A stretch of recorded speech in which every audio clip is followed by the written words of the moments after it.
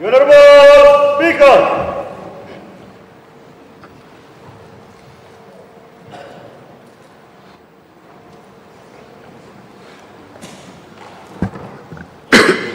I will now call the House to order.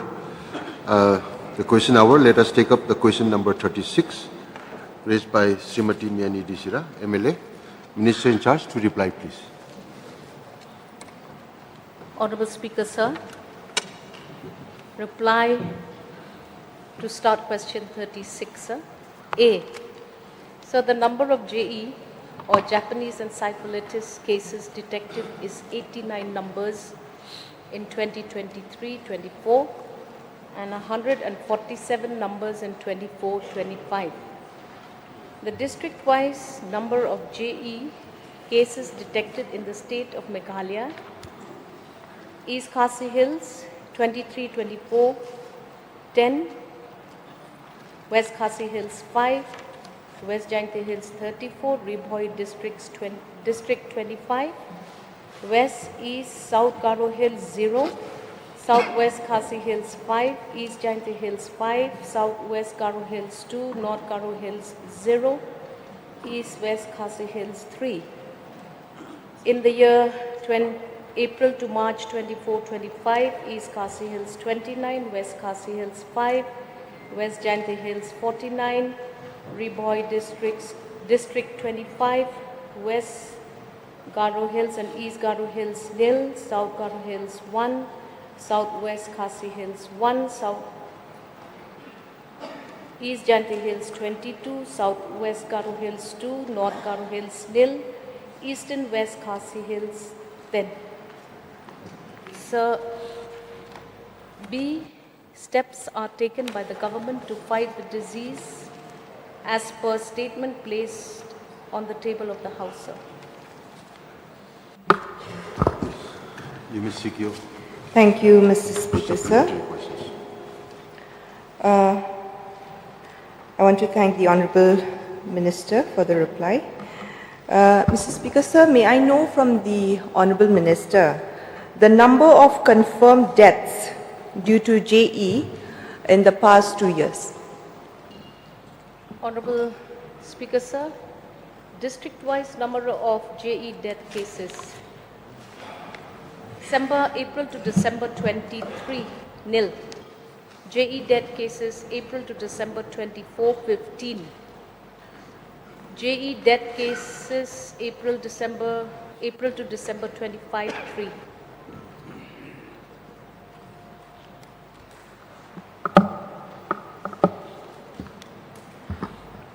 Mr. Speaker, sir,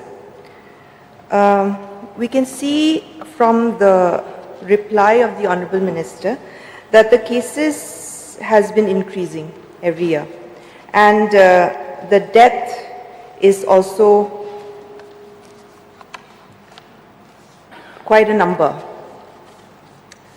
So therefore, sir, may I know from the Honourable Minister whether the government is planning to have a vaccination drive for senior citizens and encourage young adults to get themselves vaccinated, because I can see from the Honourable Minister's reply in point B that vaccination with the routine immunization program is being done. So for the senior citizens and for the young adults, whether the government is planning to have a vaccination drive.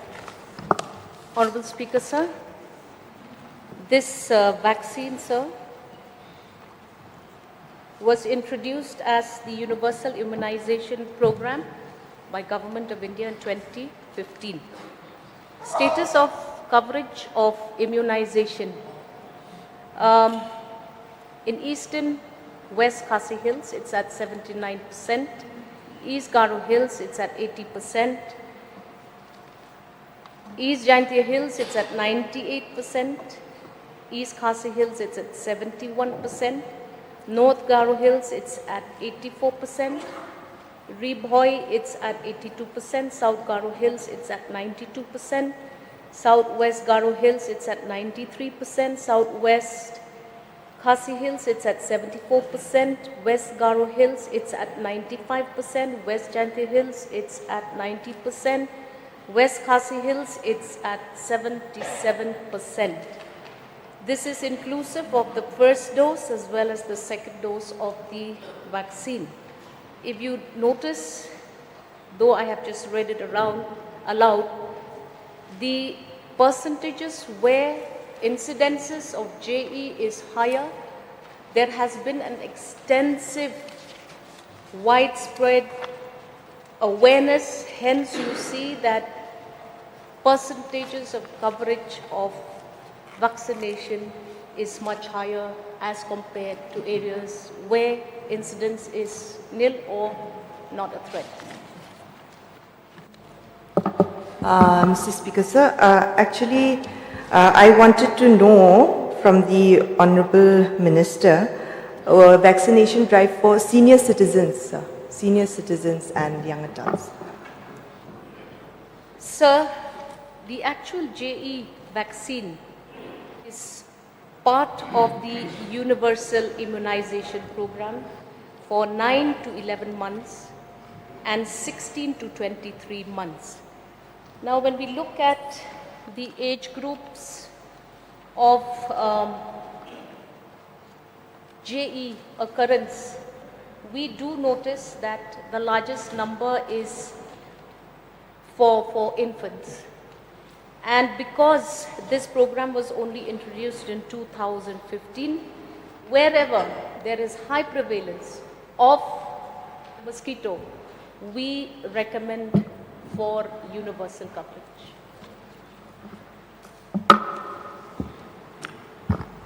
Mr. Speaker, sir, we know that in our neighbouring state Assam, there are very high number of cases for JE, and the number of confirmed deaths due to JE is also very high. Therefore, sir, I thank the Honourable Minister. We have a very high coverage of vaccination in almost all the districts. And as we all know, the most vulnerable to the diseases are infants and senior citizens. But for the infants, as we all know, it is being covered under the universal immunization.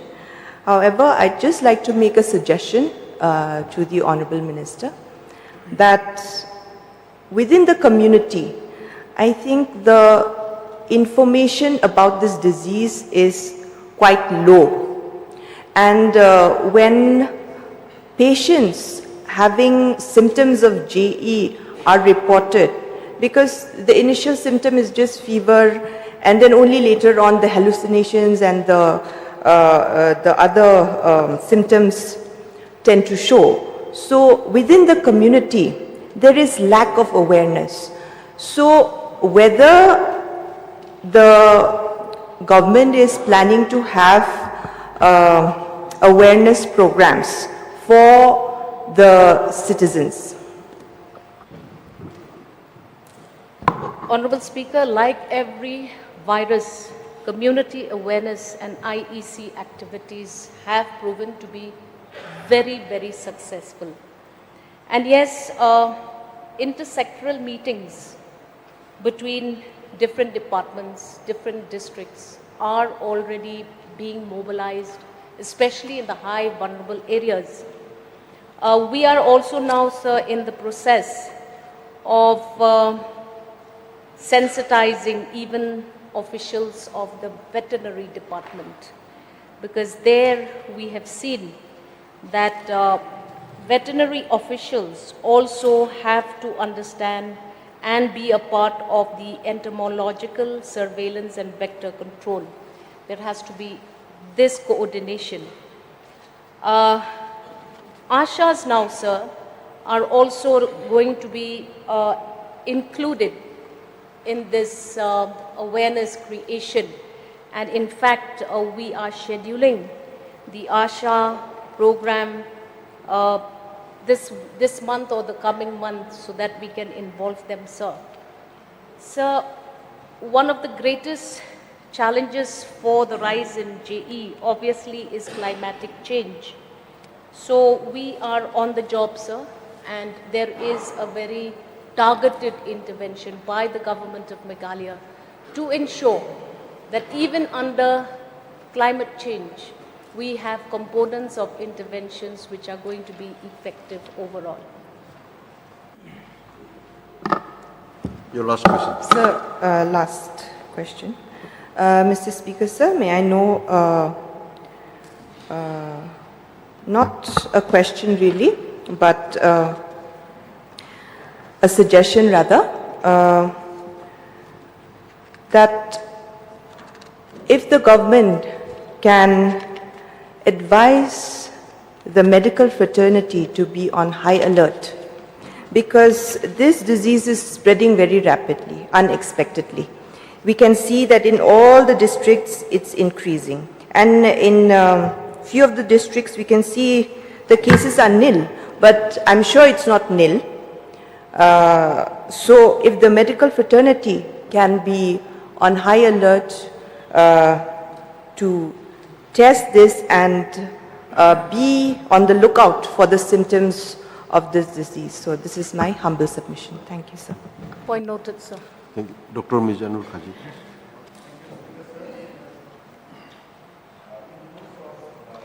You can press the request button for. In course of a reply, Honorable Minister, I could see that in certain districts like West Garo Hills, it's a large district wherein the cases are 2023 and 23, 24, 24, 25, it is nil. So, and as we all know, that the diagnosis of Japanese encephalitis itself is a very complex process. So I just want to know from the Honorable Minister that whether adequate training and adequate expertise programs are being given to the doctors to diagnose the disease in the initial stages and to confirm the diagnosis.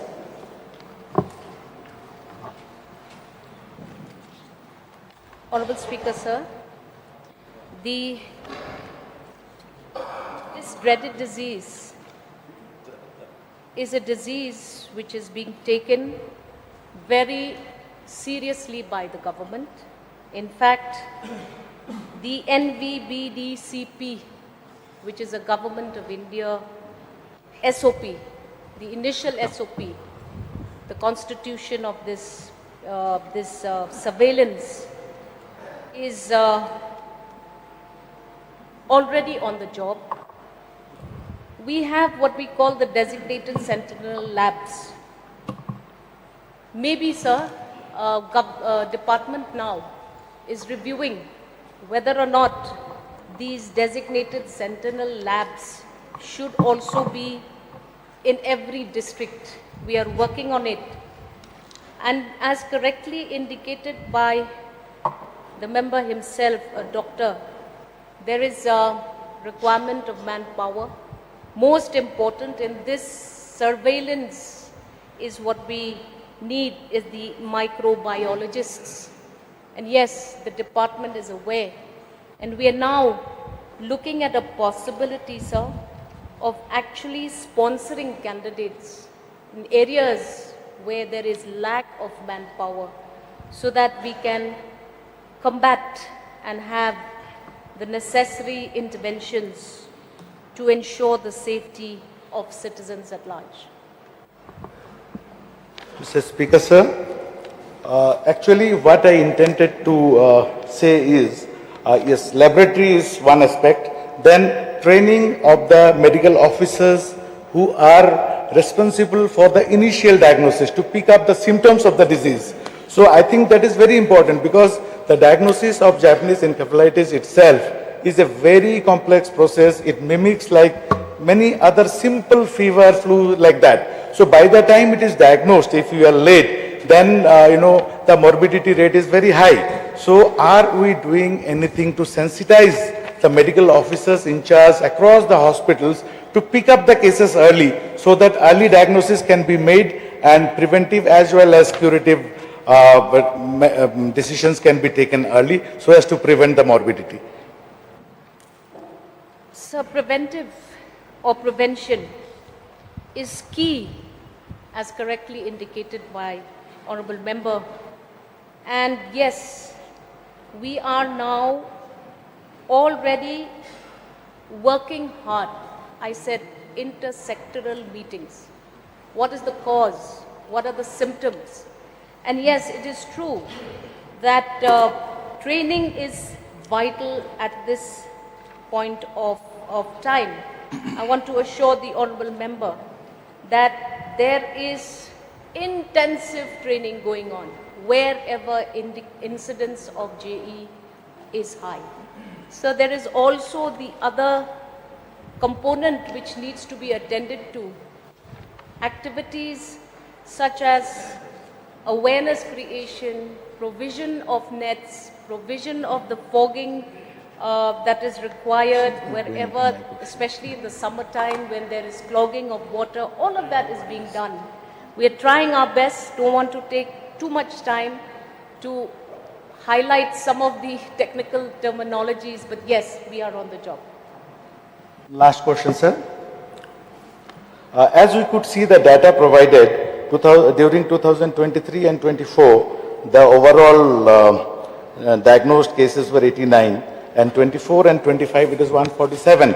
So you could see it has almost doubled, despite the statement that has been laid down that various programs, various initiatives, preventive measures have been taken. So where do we attribute the cause of these, high incidences, almost doubling, whether it is a failure of the programs or initiatives we are taking, or whether the programs that we are taking that is not at the optimal level, and what corrective measures can be done so that the number of cases can be reduced? Honorable Speaker, sir, when you read data, it indicates a few important references. The very fact that today coverage of surveillance is extensive, testing has been increased. So therefore we see that this testing is probably the reason why these numbers are now appearing, and we are now able to attend to this big threat in not just the state of Meghalaya, but several states across India, sir. And hence I want to assure the member, numbers are being indicated because tests are being carried out. Availability of tests, availability of these sentinel centers, availability of the manpower, availability of everything has given us a clear picture and given us a task which needs to be attended to. So we are focused, and yes, we are attending.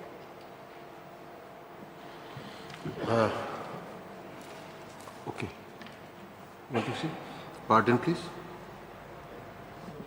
Sir, may I know from the Honorable Minister, when I look at the numbers given in this reply sheet, the concentration, it seems, and the prevalence is high in areas on the Khasi-Jaintia region, and we could see that there are hardly cases in the Garo Hills region. So may I know what is the reason?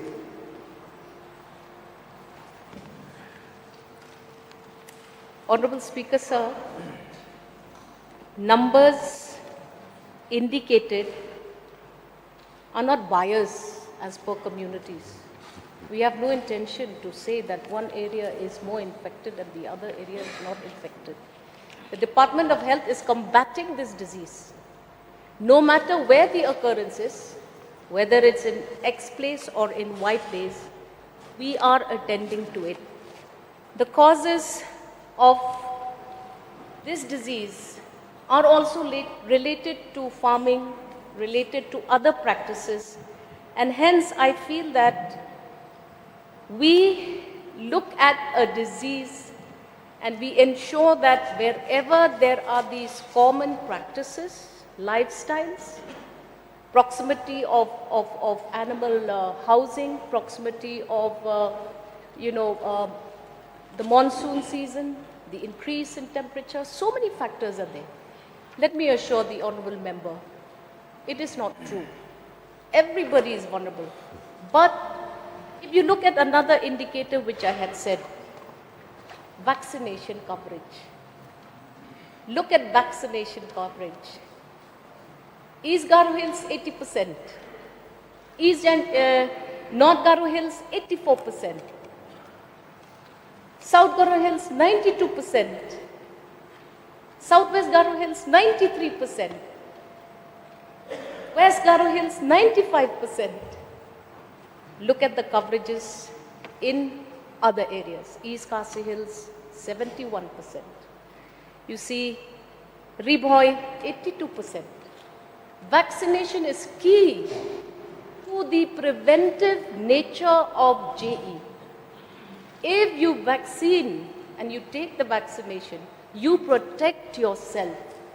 We are working hard to break down all the difficult notions that people have, citizens have at large about vaccination. We urge all members of this House to encourage citizens to come forward and take vaccinations for protection. Sir, it is exactly that what I want to hear from the Minister. Because if I'm made to believe that this disease, the prevalence of this disease in these other districts is not there as shown in this reply, so I want to know. So I would like to thank the Minister for giving a clarification that it seems that in Khasi Jaintia Hills region, the vaccination needs to be improved, needs to be pushed so that the people, the percentage of vaccination will increase.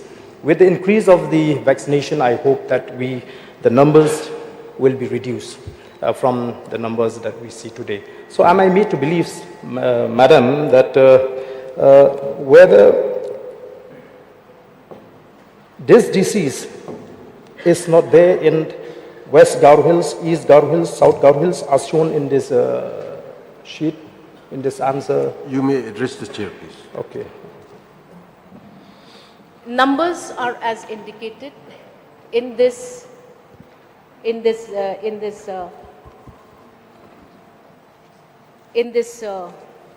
tablet here, sir, in this table here, sorry, sir. And if the numbers say it is nil, then it has to be nil. But we said, henceforth, we're going to cover the surveillance maximum so that we can ensure. And if there's a number which says nil, that's a good sign for healthcare in the government, in the state of Meghalaya, sir. So, yes, I pray that it will continue to be nil. And I pray that we will be able to continue to address these issues as they come. Mr. Edler, please. So, after all, we know the fact that health is wealth. So, another virus our state are facing, fighting one virus after virus. So, in the course of her reply, during the duration of her reply, we heard about, she mentioned about surveillance. So may I know from Honorable Minister, is there any surveillance system in place to monitor and respond to future outbreak of J.E? Honorable Speaker, sir, all of the replies that I have given are indicative of a reply to the question put up by the Honorable Member. We are working hard to ensure that J.E. does not become another deadly virus.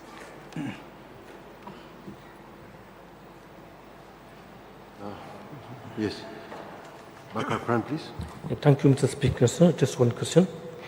May I know from the Honorable Minister in charge of Health and Family Welfare, is there any rehabilitative or follow-up care is being provided to the Japanese encephalitis survivors? Honorable Speaker, sir, I need clarity because what exactly is the response? The follow-up for the J.E. survivors. J.E. survivors, sir. I am not I sure. have no idea, sir. I need to be given clarity on that. Can you repeat the question again? No, the patients who have been, affected by this disease. So, like during COVID time, so some people have been affected by disease, but they survive. So, any, follow-up care for those people who survive. Honorable Speaker, to set aside any apprehensions of the honorable member, I'll be very happy to at least explain the treatment procedure if that is what you require. The treatment of Japanese encephalitis, there is no specific antiviral treatment for J.E. The management of the disease is entirely supportive, focusing on managing symptoms and complications to help patients' body fight the infection. So there are few, though these SOPs have not been recommended, but this is the SOP for treatment. First thing, hospitalization.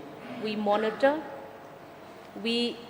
not just the physical fever, but we look at the neurological symptoms. Then we give them supportive care. We manage fluid. We also have antiemetics for nausea and vomiting and pain control for headache. For the neurological care, so patients with encephalitis require close monitoring for complications like elevated intracranial pressure and seizures. Specific treatments may be administered to manage these issues, sir. As far as post-attack treatments, I'm not aware, sir, because these kinds of questions have not been asked. But yes, when you say that there is a high likelihood of neurological challenges to the patient, if it is required, we have follow-ups of physio treatment for the patients in various hospitals. We recommend other things and most importantly, diets of the affected patients. So, thank you, ma'am. So, just one question more. What are the main symptoms of this J.E., madam?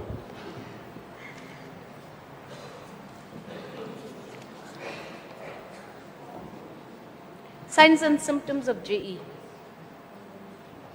It is a viral disease transmitted to humans by the bite of infected mosquitoes. Majority of people infected with J.E. virus do not develop symptoms or have very mild flu-like symptoms. However, a small percentage of people can develop a severe life-threatening form of the disease that affects the brain. The incubation period, which is the time from infection to the onset of symptoms, is typically 5 to 15 days. The signs and symptoms are as follows. Mild or asymptomatic cases. Most people, about 99% of these who are infected by J.E., will not show any symptoms. If symptoms do not appear, they are usually mild and may include fever and headache. In severe cases, in about 1 in every 250 people, the infection progresses to encephalitis, inflammation of the brain, which is a serious condition. Symptoms of severe J.E. include initial symptoms, high fever, severe headache, vomiting. Neurological symptoms that may develop over a few days. Stiffness of the neck, disorientation and confusion, weak and paralysis, tremors, seizures, change in behavior or mental status, sometimes even coma. I repeat, 1 out of every 250 who are infected by JE may come to this stage of seriousness. The vulnerable age groups, we have said it is young children, and as the mover of this question herself said, older adults.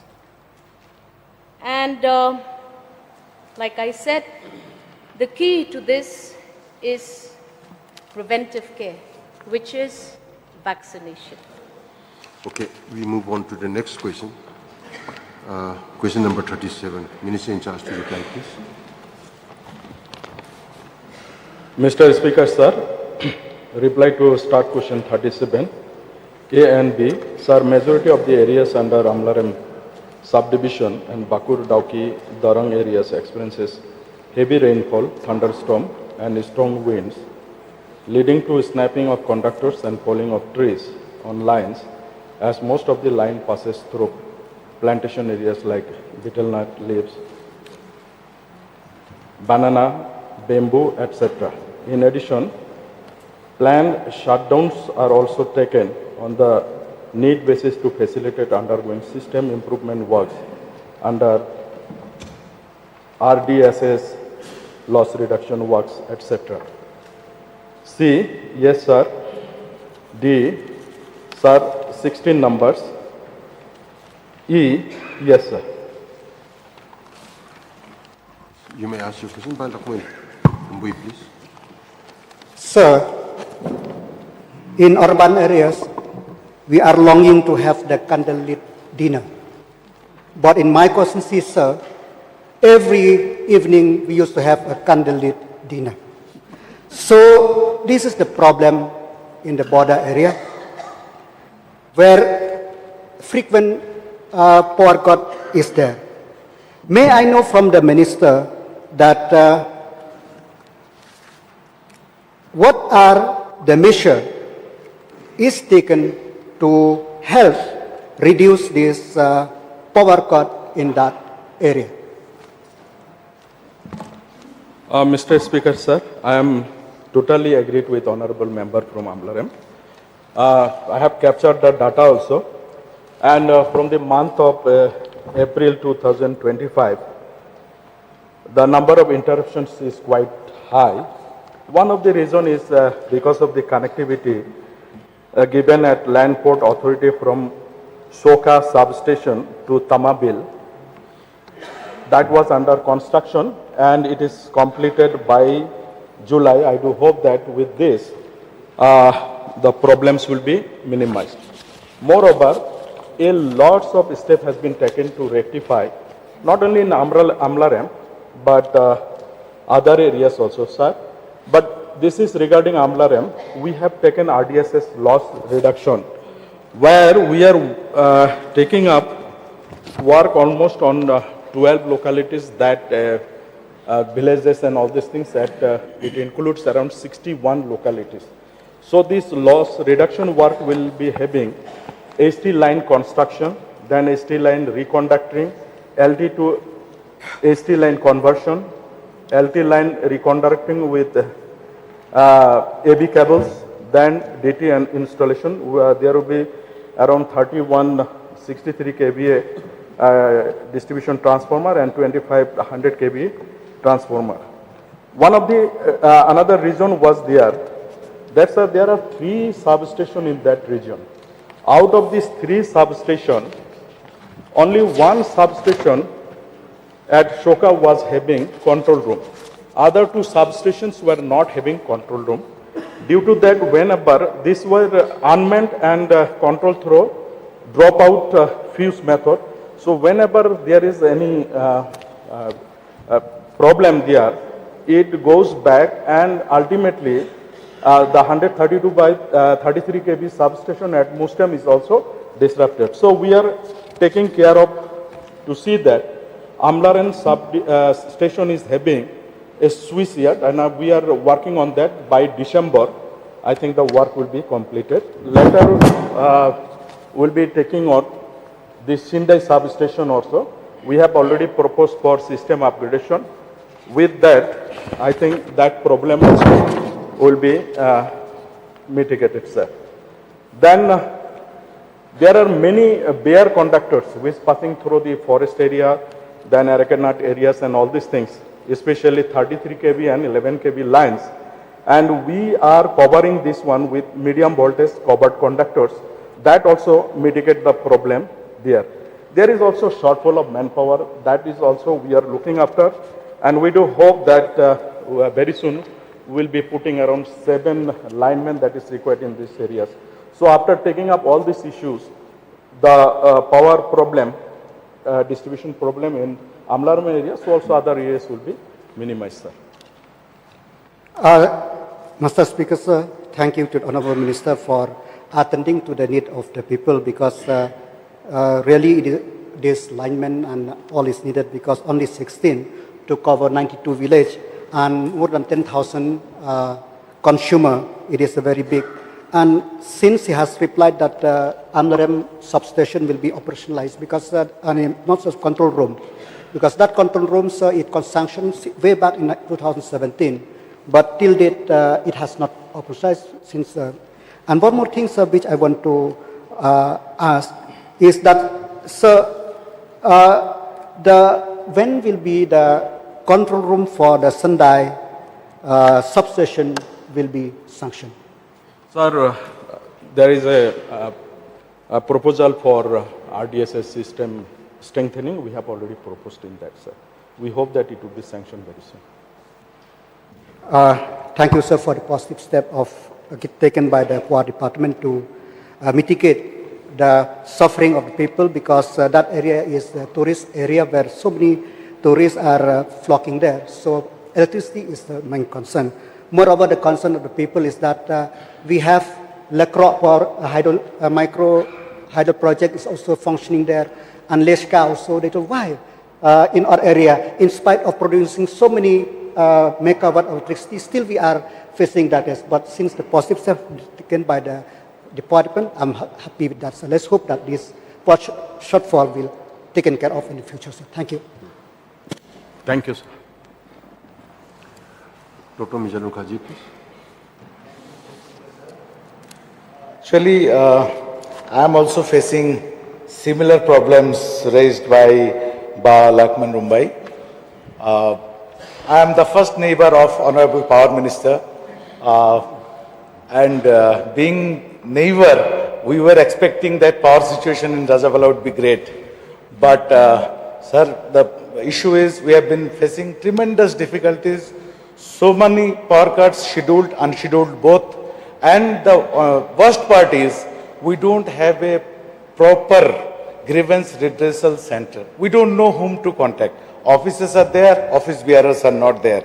So, there are even times that we have to wait for days to lodge a complaint that we are facing. And power, as we know, it's one of the vital things in day-to-day life. And we don't have, a proper redressal and a prompt address of our grievances. So we are having a lot of issues. So I just want to know from Honorable Minister in charge that, what are the steps that are being taken to solve or to minimize these problems that we are facing. Mr. Speaker, sir, though this question is pertaining to Amlaram subdivision, but for the benefit of the honorable member and also for the benefit of the House, I'd like to apprise that I have requested honorable member in 2023 to kindly take up with matters with two villages. One is in Gumaizora and in Balachanda, where people were not giving the right of way for Rajabala substations. So I personally wanted to meet the Nokma of Balachanda village, but unfortunately I could not meet him for two occasions. But on third occasion, he agreed to come to my residence, and I called all the people concerning the MEPDCL, the distribution franchisee, and so also power grid people, and they came. We have solved the issue. Second thing, Gumaizora, even last week also I met with the landowners, and they agreed that they will give. And not only that, on 18th of last month, I have visited the Rajabala substation at Gutlibari, and we are putting tremendous pressure on the agent, the Power Grid Corporation of India, that unless otherwise Rajabula substation is operationalized, the problem in the Rajabula constituency and also Shalshala constituency will be not solved. And moreover, we have upgraded Helidigon substation, and portion of Rajabula and also Shalshala substation has been tagged with a Helidigon substation. Sir, we are not keeping quiet, we are working. I am very much aware. Many people who were my past electorates, they have gone because of delimitation. They keep on calling me, and I am trying my level best to see that by this year itself the problem will be solved in Rajabula constituency. Thank you, sir. Sir, thank you for the reply of Honorable Minister. I just have a request to him that at least the redressal system, at least the complaint system should be good enough, and we should have a dedicated system to lodge our complaints so that the issue is resolved at the earliest. Thank you, sir. Mr. Speaker, sir, I'll just like to intervene here and just to share with the honourable member and with everybody else that we in the government has created actually a very beautiful redressal system. And it's an online system, and you can call from a mobile. And this is for any kind of grievance. So the number is 1971. And anybody can call. Of course, there's a time. I think it's between 8 a.m. to about 8 p.m. So 12 hours it functions.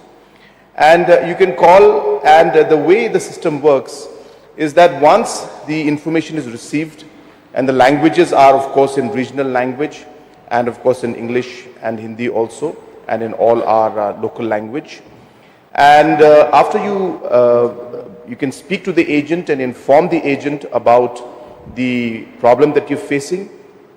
And through an online system, the grievance is entered into the database, and the joint secretary in charge of that particular department is a nodal officer who will directly get all the list of complaints that have come for that day. And this entire list is monitored by the CM Secretariat. I look at it myself almost every day. And we see all the grievances that are there and which grievances have been resolved and not resolved. All this database is available with us, sir. So therefore, I would urge the honourable member, 1971 is the number, and anybody can call on that number and put your grievances, even ask information about any government scheme that you have, or any kind of complaints that you may have regarding the system, and the overall services that are available. Also, sir, we are working towards making this available at the national level. So we may not be able to go direct 1971 at the national level, but say some of our students are stuck somewhere in a railway station having some problems. So we are working on a system where you can simply dial the code 0364 and you dial 1971 and you will reach this call center. And somebody will then be able to connect you. So we are trying to create like the 911 system that is there in US. So even our students who are studying outside, people who are working outside, they also can access the system in the future, and they will be able to complain on this system. So I just wanted to share this with the House. This has been functional for the last 1.5 years, and we have got thousands and thousands of calls, but we were hoping that the numbers would be at lakhs. So I think there's a good opportunity for me to share with everybody that please spread this word. And 1971, as I said, is a very, very strong system where it's a call center plus a full database connected with all departments and all joint secretaries of the departments and the nodal officers, and within a time-bound manner, they have to resolve the issue and get back to the person who has complained. So this is just for the information of the Honourable MLA. Thank you, Speaker, sir. I thank Honourable Chief Minister, sir, for this having us appraised of this number, dedicated number. But what I could understand, it's a general number, and it's a centralized number. So what I was asking from the Honourable Minister, sir, is for a local dedicated number, because once it's a general number, there may be, as sir rightly mentioned, that the volume is in lakhs. It's say the problem is pertaining to a particular sub-center or substation, and if we have to wait for longer period of time, power being an essential service, it becomes a problem for the citizens. So I was requesting the Honourable Minister, sir, to have a dedicated line for each substations so that, the resolution can be done at a faster pace. Thank you, sir. So just to clarify to the honorable member that the idea is that there should be just one number so that people can remember that one number. So for any problem you have, you know that you can call this number. Number two, sir, this is what the CM Connect program is. So number two, sir, as soon as the call goes, it is technology based. So immediately the information trickles down to the concerned officer for that particular substation. Within matter of minutes, it is reaching to the person. And then, of course, it depends on the person how quickly they're able to resolve it. Obviously, grassroots problems, there could be, so many challenges. So resolution is something that I cannot comment on, but the information from the call to the person concerned, officer concerned, reaches in matter of minutes, sir. So therefore, it's a very powerful system, completely state-of-the-art, technology-based, one number for any kind of issue you have, and the concerned department and officer is notified within minutes.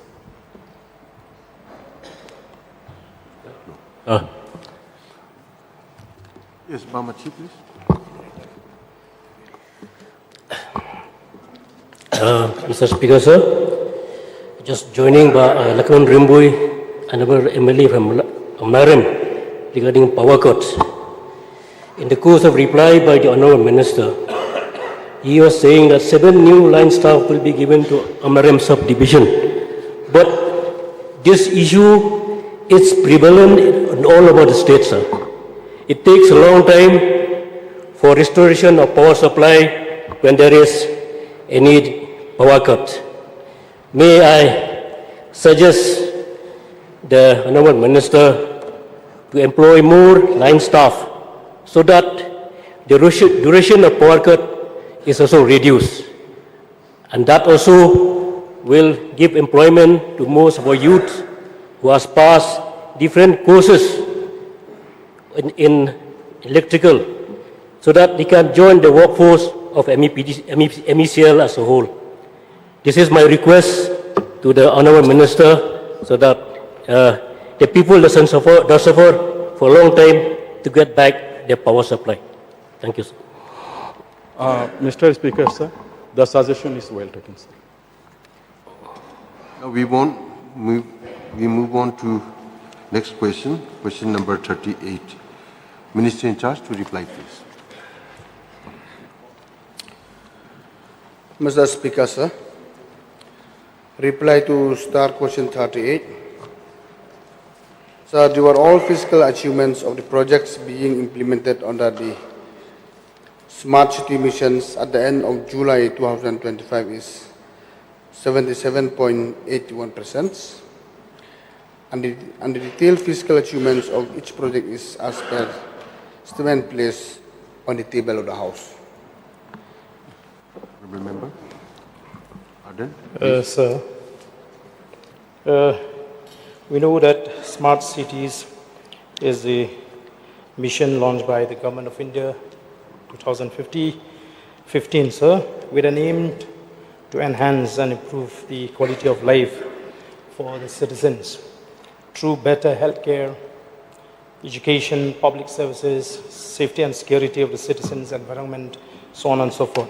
So when I look at the components and the projects in this list provided by the government, sir, I could not see any project that will reflect the attempt of the government to improve healthcare, education, safety and security measures and the environment.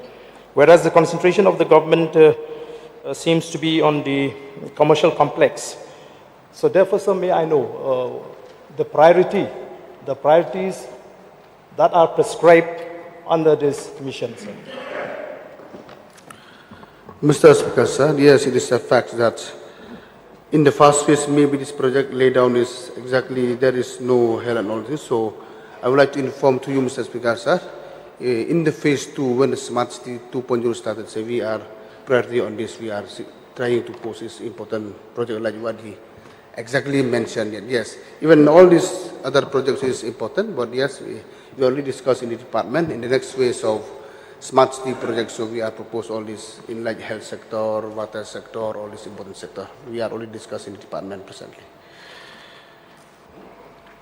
So, according to this reply, the minister, the government has replied that the supply and installation of open-air gyms outdoor at various locations in Shillong has been completed. So may I know exactly the location of these open-air gyms and the total cost of the project? Mr. Speaker, sir, the total cost project is 5 crores. So, and the places location is one is in Governor House Complex, and it's Mauprem Playgrounds, and Jayao Siap Community Halls, and in Suwats Lakes, in Wahingdok School Playgrounds, Arya Vidyalaya Secondary School, Jalupara Shillongs, and Laban Assamese Higher School Secondary Madan Labans, and Maukar Christian Higher Secondary School, Maukar, and Malki Presbyterian Secondary School, Malki, and Shillong Public Schools, Laimukra.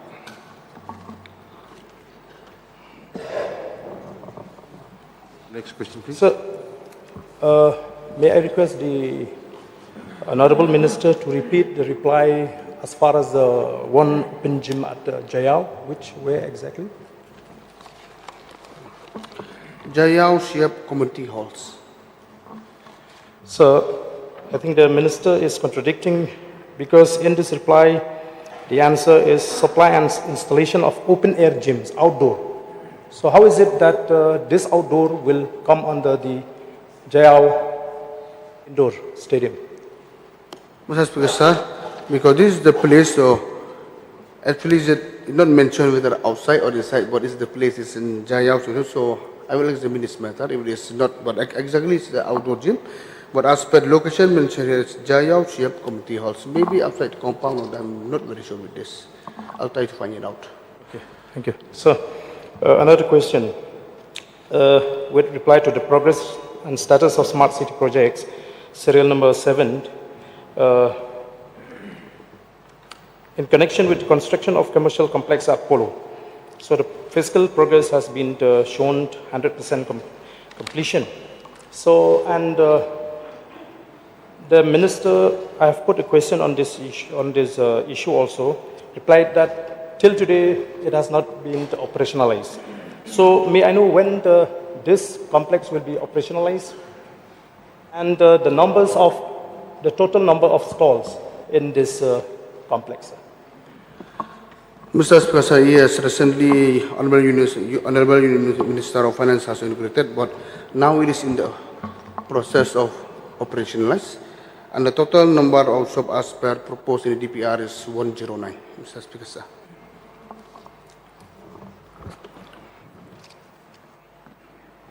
Okay, Mr. Speaker, hello, sir. please. I'd like to know from the Honorable Minister about this number of projects which have been claimed to have been completed, where physical progress is shown as 100%. May I know from the Honorable Minister whether a proper, by any designated authority mandated for the purpose, whether quality auditing of the works completed have been done? Yes, Mr. Speaker, sir. Yes, Mr. Speaker. Department is monitoring from time to time during the execution, so when we give the completion report, everything is in order. So may I know from the Honorable Minister the outcome of this, result of this quality monitoring, quality auditing done by the concerned authority? Mr. Speaker, sir, yes, the report of this technology, so actually the record is not with me, but it has been done by department. So for this particular question, I require notice, Mr. Speaker, sir. Mr. Speaker, sir, then you'll lay it on the table of the House, as per the rule. Mr. Speaker, sir, in respect to the item of work in serial number 13, the construction of Shillong Business and Tourism and Cultural Center Police Bazaar. Is it a fact that the project was implemented by a PMC? The PMC created for the purpose? Sir, projects implemented by MUDA agency, not PMC, it's by MUDA agency. MUDA is the implementing agency for this project. Mr. Speaker, sir, we may recollect the same issue was discussed in this August House in the last session. And there were some informations which were sought in the August House.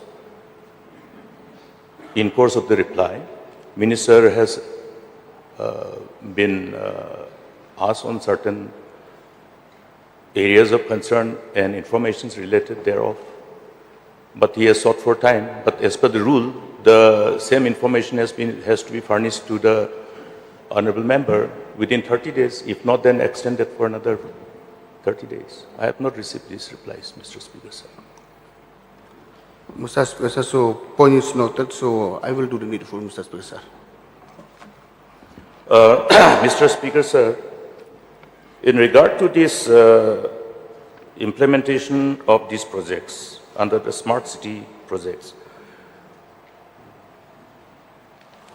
last discussion, I dwelt upon the issue of alleged huge withdrawal of salaries paid for the CEO and the employees of the Shillong Smart City Limited or whatever entity was created for the purpose. May I get a clarity on that? Mr. Speaker, sir, so the detail of how the CEO salary and all the employees is not with me, Mr. Speaker, presently. So I require the notice for this because it's a long thing. So all the detail about the salaries and the draw by the CEO and the employee of the smart city, so it's not with me right now. So I will place on the table of the House and furnish to the honourable member as per request. Mr. Speaker, sir, we are still in session. Today is Wednesday, tomorrow is Thursday, and day after is Friday, the last day. So we hope that we will get this reply during this session, Mr. Speaker, sir. Yes, sir. Pardon, you still have some couple of questions, Yes, sir. supplementary questions left. Yes, sir. Sir, may I know from the Honorable Minister the process of allotment of these stalls in Polo Complex? Mr. Speaker, that is, we are on the process of finalization, so only then I'll be able to inform on what system of process of allotment. So we are in the process of finalizing the system now. I think the reply mostly it's through tendering only, but since the process is still under process, so maybe not appropriate for me to tell exactly what it's about. I'll just add, sir. So I'd like to supplement Honorable Deputy CM's reply. Sir, just for the knowledge of the House, we had gone for a tendering process where we had worked towards actually tendering out the entire building so that we would have just one tenant, then that a particular person could then reallot it to others. But we did not get any bidders at that point in time. And therefore, we had to then now work out the entire process of seeing now how can we make it maybe more practical and more feasible. So therefore, now as Honorable Deputy CM has been mentioning, that we are now trying to work out on what could be the best way. Should we go floor-wise? Should we go shop-wise tendering? Because there are pros and cons to all of that. So very soon, as mentioned, we will be finalizing that and it should be done. But we have been working on this. We have tried it once. We tried to do the whole building so that we don't have to go through the whole process of allotting, or tendering every shop. But now, as I said, we did not get response at that point in time from anybody. There was not a single bidder. So we are hopeful now that once we break it down, maybe we should get response. But I think in a nutshell, sir, this will be done on a purely tendering process. It's a commercial property. We as a government would want to see that we get maximum revenue out of it. So it will be done in a proper commercial and a tendering process. So, The last question, please. So in that case, does the government not contradicting the aim and objective of the mission?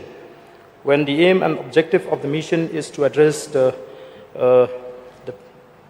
aim at providing, enhancing the quality of life.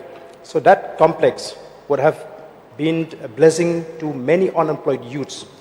So why the government is not taking the responsibility to deal directly with those youths instead of outsourcing the entire complex? Sir, enhancing the quality of life is the general purpose, and you can use those words in any context that you would want.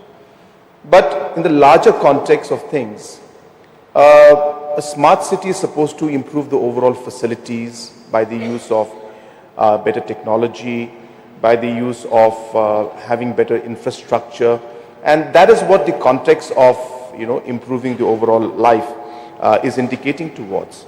Sir, as a government, obviously there are pros and cons to whatever we do. Now, if we were to select individuals, then there would be a counter argument to say that why isn't government doing it in a tendering process, and why is government losing out revenue? If you don't do it in that way, then the other argument comes in. So therefore, sir, in a process where we are looking at a large investments that's been made by the central government and the state government, we have to look at the commercial aspect of things and look at how we can maximize the overall revenue. And sir, this was the only project that we were doing for the employment and the livelihood of the youth, then I would agree that yes, we need to look at this and look at how we can support. But there are multiple projects, sir. Multiple avenues for employment creation are being done.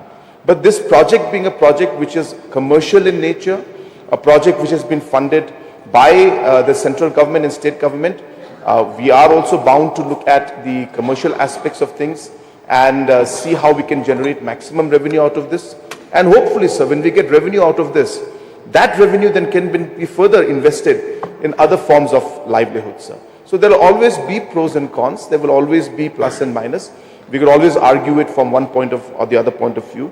But as I said, this being a commercial project, this being in a location where procedure is to go for a tendering process so that we can raise maximum revenue out of this project. And for livelihood creation, as I said, sir, multiple projects are happening in different parts of the state, and multiple programs are being run by different departments, sir. Yes, Barrister Will Marbanyang, please. Just one question to the Honourable Minister.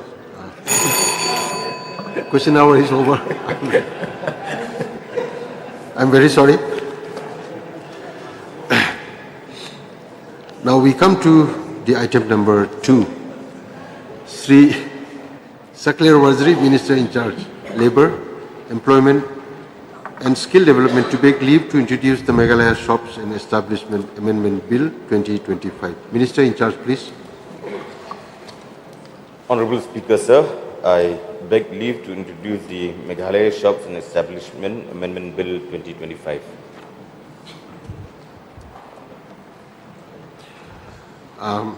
Minister, the question is that leave be granted to introduce the bill. Those who are in favour say aye. Aye. Those who are against say no. The ayes have it, and the leave is granted to introduce the bill. Minister in charge to introduce the bill, please. Honourable Speaker, sir, I introduce the bill. Commission Secretary to read out the title of the bill.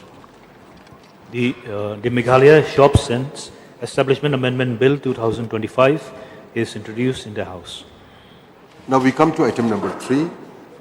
Sri Saklir Waziri, Minister in charge, Labour, Employment and Skill Development, to beg leave to introduce the Factories Meghalaya Amendment Bill 2025. Minister in charge, please. Honourable Speaker, sir, I beg leave to introduce the Factories Meghalaya Amendment Bill 2025. The question is that leave be granted to introduce the bill. Those who are in favour say aye. Aye. Those who are against say no.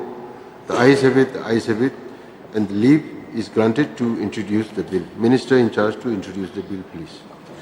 Honourable Speaker, sir, I introduce the bill. Commissioner and Secretary to read out the title of the bill, please. The Factories Meghalaya Amendment Bill 2025 is introduced in the House. Now we come to item number 4. Dr. Mejil Amrin Lingdo, Minister in Charge, to beg leave to introduce the National Law University Meghalaya Amendment Bill 2025. Minister in Charge, please. Honorable Speaker, sir, I beg leave to introduce the National Law University of Meghalaya Amendment Bill 2025, sir. The question is that leave be granted to introduce the bill. Those who are in favor say aye. Those who are against say no. The ayes have it, and the leave is granted to introduce the bill. Minister, to introduce the bill, please. Honorable Speaker, sir, I introduce the bill. Commissioner and Secretary, to read out the title of the bill, please. The National Law University of Meghalaya Amendment Bill 2025 is introduced in the House. Now we come to item number 5. Let me read out a message from the Governor. Dated 9th September 2025. Order. In exercise of the powers conferred by Clause 1 of Article 207 of the Constitution of India, I, Sri C.H. Vijayasankar, Honorable Governor of Meghalaya, hereby recommend to the Meghalaya Legislative Assembly for introduction and passing of the Meghalaya Goods and Services Tax Amendment Bill 2025, signed C.H. Vijayasankar. Sri Abu Tahir Mondal, Minister in Charge, Excise, Registration, Taxation and Stamps, to beg leave to introduce the Meghalaya Goods and Services Tax Amendment Bill 2025. Minister in Charge, please. Mr. Speaker, sir, I beg leave to introduce the Meghalaya Goods and Services Tax Amendment Bill 2025. The question is that leave be granted to introduce the bill. Those who are in favor say aye. Those who are against say no. The ayes have it, and leave is granted to introduce the bill. Minister in Charge, to introduce the bill, please. Mr. Speaker, sir, I introduce the bill. Commissioner and Secretary, to read out the title of the bill, please. The Meghalaya Goods and Service Tax Amendment Bill 2025 is introduced in the House. Now we come to item number 6. Sri Rakham S. Sangma, Minister in Charge, Education, to beg leave to introduce the bill, to introduce the Meghalaya Private Colleges Promotion and Regulation Bill 2025. Minister in Charge, please. Speaker, sir, so I beg leave to introduce Meghalaya Private College Promotion and Regulation Bill 2025. The question is that leave be granted to introduce the bill. Those who are in favor say aye. Aye. Those who are against say no. The ayes have it, and leave is granted to introduce the bill. Minister in Charge, to introduce the bill, please. Speaker, sir, so I introduce the bill. Commissioner and Secretary, to read out the title of the bill, please. The Meghalaya Private Colleges Promotion and Regulation Bill 2025 is introduced in the House. Now we come to item number 7. Dr. M. Amrin Lingdo, Minister in Charge, Law, to beg leave to introduce the Meghalaya Decriminalization Amendment of Provision and Repealing Bill 2025. Minister in Charge, please. Honorable Speaker, sir, I beg leave to introduce the Meghalaya Decriminalization Amendment of Provisions and Repealing Bill 2025, sir. The question is that leave be granted to introduce the bill. Those who are in favor say aye. Aye. Those who are against say no. The ayes have it, and leave is granted to introduce the bill. Minister in Charge, to introduce the bill, please. Honorable Speaker, sir, I introduce the bill. Commissioner and Secretary, to read out the title of the bill, please. The Meghalaya Decriminalization Amendment of Provisions and Repealing Bill 2025 is introduced in the House. Now we come to item number 8. Sri Sumabalang Dar, Deputy Chief Minister in Charge, Urban Affairs, to beg leave to introduce the Meghalaya Town and Country Planning Act Amendment Bill 2025. Deputy Chief Minister in Charge, please. Mr. Speaker, sir, I beg leave to introduce the Meghalaya Town and Country Planning Acts Amendment Bill 2025. The question is that leave be granted to introduce the bill. Those who are in favor say aye. Those who are against say no. The ayes have it, and leave is granted to introduce the bill. Minister in Charge, Deputy Chief Minister, to introduce the bill, please. Mr. Speaker, sir, I introduce the bill. Commissioner and Secretary, to read out the title of the bill, please.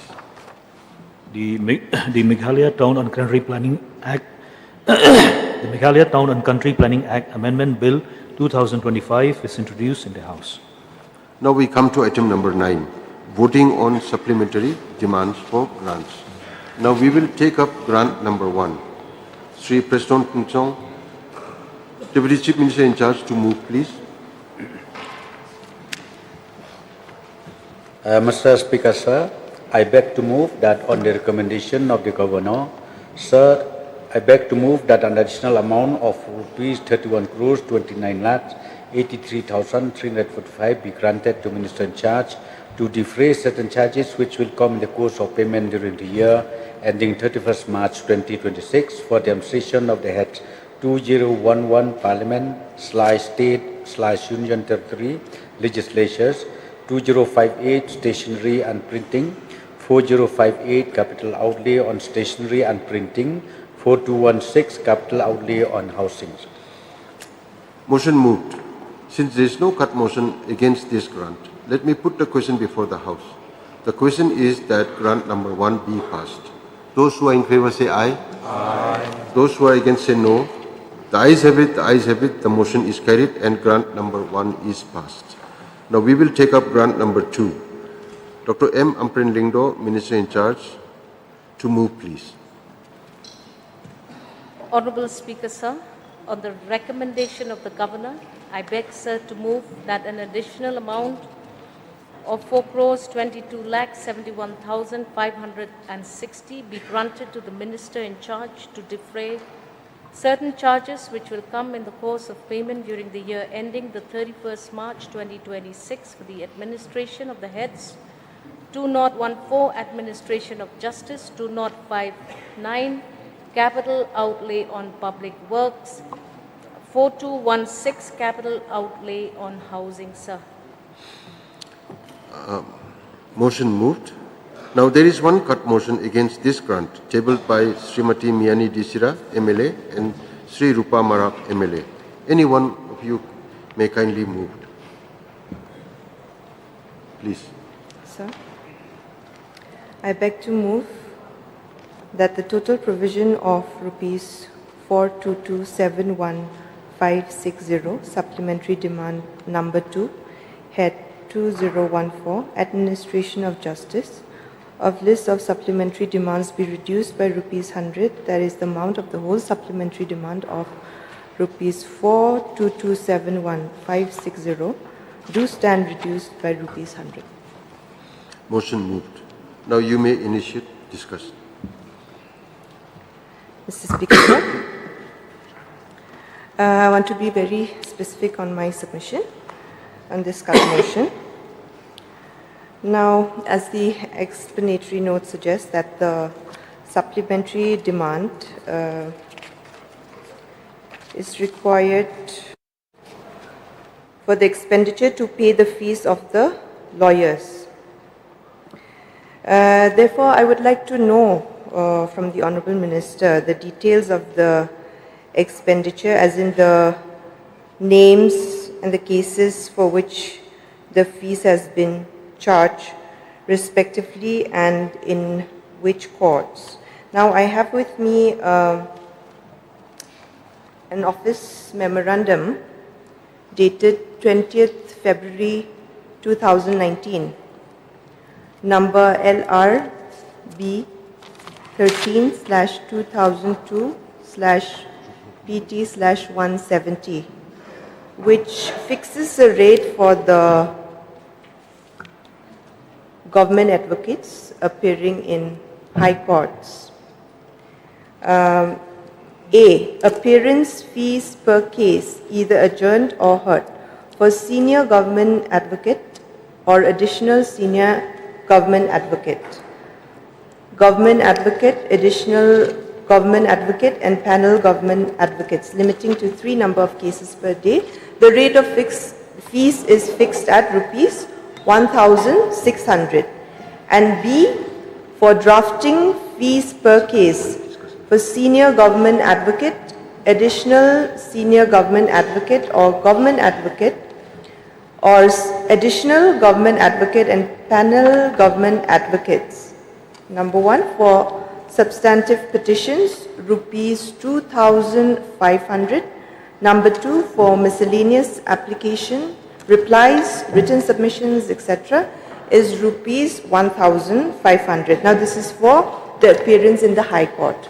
And for the Supreme Court, I have additional office memorandum dated 7th February 2019, number LRB 50 2017/19, which says that the Government of Meghalaya is pleased to fix the rate of fees for panel advocates appearing on behalf of the State Government of Meghalaya at the Supreme Court of India, National Green Tribunal and other benches, courts, tribunals are as follows.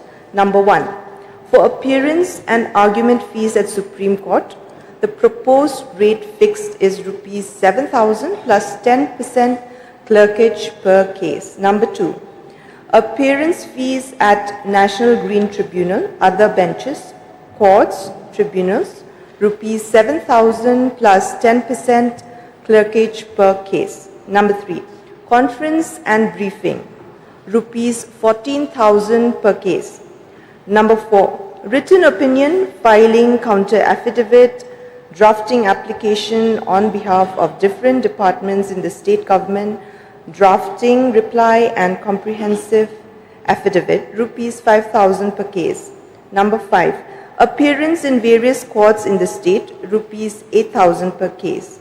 Number 6, travelling allowance as entitled to Grade 1 officer of the state.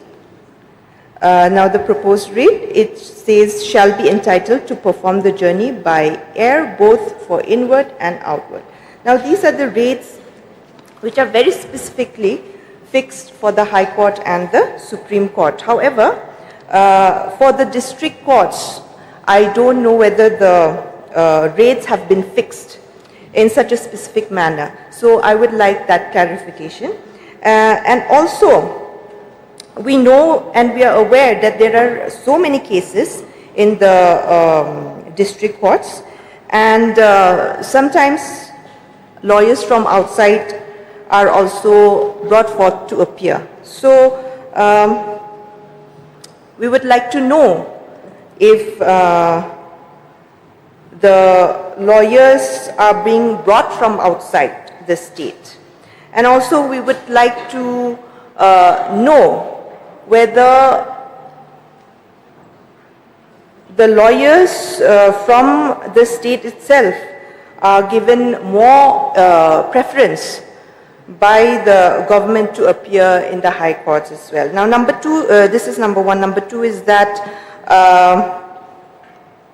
regarding the 10% of the state share, which is required to be given as an equivalent to the 90% central share.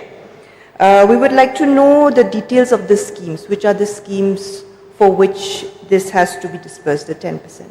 Thank you, sir. Chairman, sir. Yes, another one. Mr. Rupa.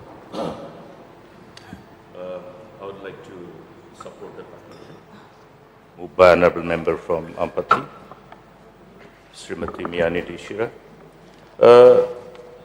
Just in a nutshell, in the recent past, what we have been observing is that for the purpose of appearing in the courts to deal with the litigations on behalf of the government and on behalf of number of departments and also other entities under the government. Entities means government undertakings. Most of the cases are being appeared by lawyers from outside. This is, I think I heard well, the mover of the cut motion as well.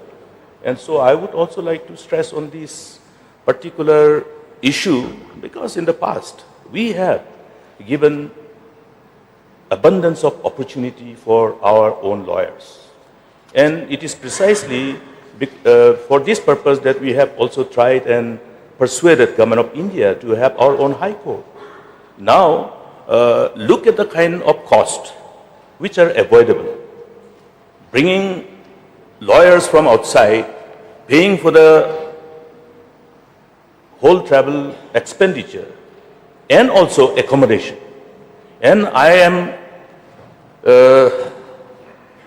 have the inputs that accommodations are also given in the 5-star hotel. Look at the quantum of expenditure which is avoidable. So in this regard, I think the law department has to revisit this and see that these preventable outflow of resources from the public exchequer is prevented to an extent possible. And at the same time, we must aware that this platform must be given to our own lawyers so that they will be able to climb their career path in the right earnest. And that is the platform. Where else will they get? And at the same time, I would like to draw the attention of the minister in charge. If some lawyers are being brought from Delhi, don't they have cases in Delhi? If they are good lawyers, I mean, from the professional perspective, I am not doubting, but it's a common sense. If somebody has hundreds of cases in Delhi, will he have time to come to Shillong? Therefore, we can understand the level of professional efficiency vis-a-vis the professional efficiency of our own lawyers. I don't want to demean their professional competence, but it just is a common sense. Therefore, if we ask any lawyer from Shillong to appear any case in Tura, what is the reply? Good lawyers have, their hands are all full. They can't go. They can't afford time. This is how lawyers are. Therefore, I don't understand how we are getting so many lawyers from outside who have the time to come to Shillong, fly and stay and then appear on behalf of the government as lawyers to represent the government in the litigations. I think this is required to be really sort of investigated by the department itself, because giving complete, the free hand to AG, AG can misuse. Therefore, it's the onus of responsibility lies with the government to regulate these tendencies. But that's why, even though this matter is, this demand is usually, I have not seen so many cut motions being tabled when we passed the grants for demands in respect of law department. But this time we thought it is appropriate and proper. I think it's better than we don't dwell too much on these, but then I think samajdaro ke liye sarai kafi hai. So I hope the minister in charge will take cognizance of this concern. I don't want to be much more elaborative on this issue, but I request the minister in charge and the government to take cognizance of this issue and correct things. Thank you, Mr. Chairman, sir. With these few words, I support this cut motion. Now I will call upon the minister in charge to reply. Honorable Chairman, sir, at the very outset, let me thank the Honorable Member from Ampati, Madam Miani, for raising this cut motion to discuss the expenditures related to fees of lawyers in the central sector, centrally sponsored intervention programs. I thank the Honorable LO also for expressing his thoughts on this matter. Since the Honorable members were direct in their queries, maybe it would be appropriate for me also to dwell specifically on the issues raised in this August House. Sir, the cut motion has been presented before this August House in as logical a manner as possible. Seasoned leader of opposition, having looked at history and has also opined and noted that this is a rare occurrence. I would like, Chairman Sir, to set aside few observations made in a bid to make it appear like the government will bypass law, will bypass convention and practice, and will bring in lawyers at their whim and fancy. Nothing happens on whim and fancy, sir. Everything is as laid down by procedure. Certain cases, because of the complexity of these cases, maybe there have been recommendations made by the law department for the bringing in of an expert of a particular nature to handle and fight for the government in certain cases. But as a practice in the district court, sir, there has been no instance, to my knowledge, where we have deviated from the practice and convention of firstly ensuring that sons and daughters of the soil of Meghalaya are allowed to grow in their career in this beautiful state. That aspiration I have to set aside. It is incorrect to infer that there is any vested interest of any nature. So this demand number 2, sir, is a demand that has two components.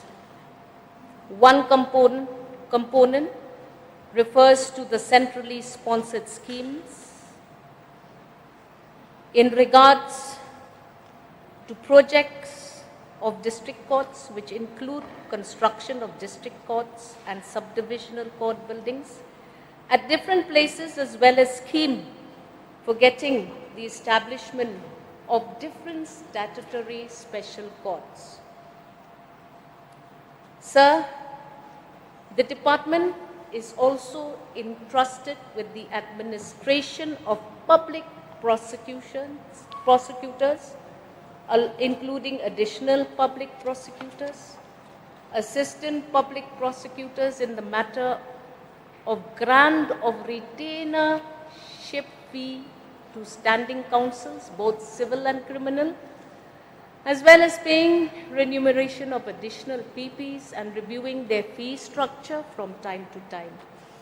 The fee structure, sir, whether it is for the district courts, the High Court, or the Supreme Court, all function within parameters of recommended norms.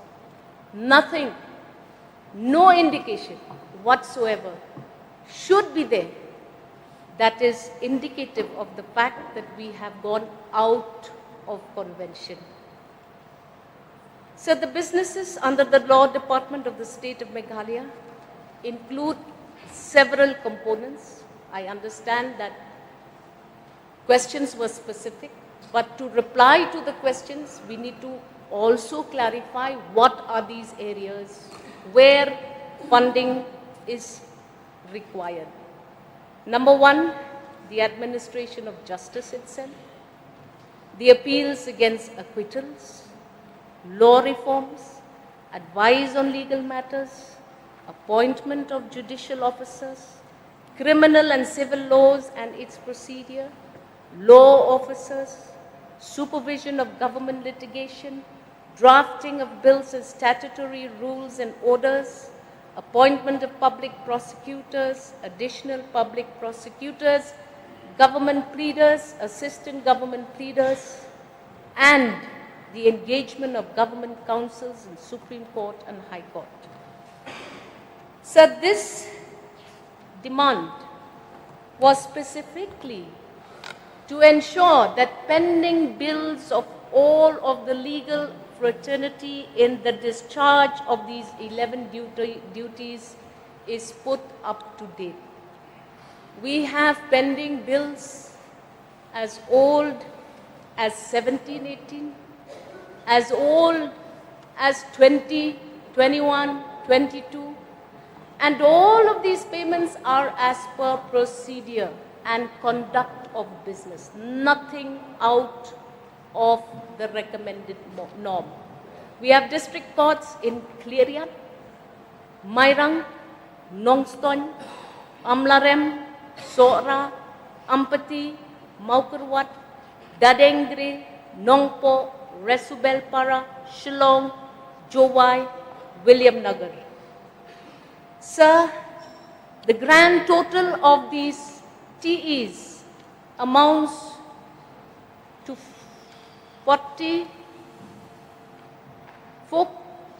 crores 27 lakhs 1,560. I have all the names of all these officials whose payments remain pending. In Kliriat alone, sir, 19 lakhs 98,000 199,82,148 is the outstanding amount. We have to clear these bills. Go to Mairang, one of the youngest districts that has been formed. We already have 67,344 pending TE for Miss B. Karkarang, SDC Mairang. In Nongstoin, we have 5 lakhs 90,000 590,9532 is the amount. Name by name, all of these have meticulously been compiled. We want to release these payments of all of these workers who are dependent on the government for at least the processing of dues for them. In Amlarem, we have 449976. In Sora, we have 244,496. In Ampati alone, there is a pending due of 1820250. In Maukurwat, we have 1572640. In Dadengre, we have 714580. In Nongpo, we have 178080.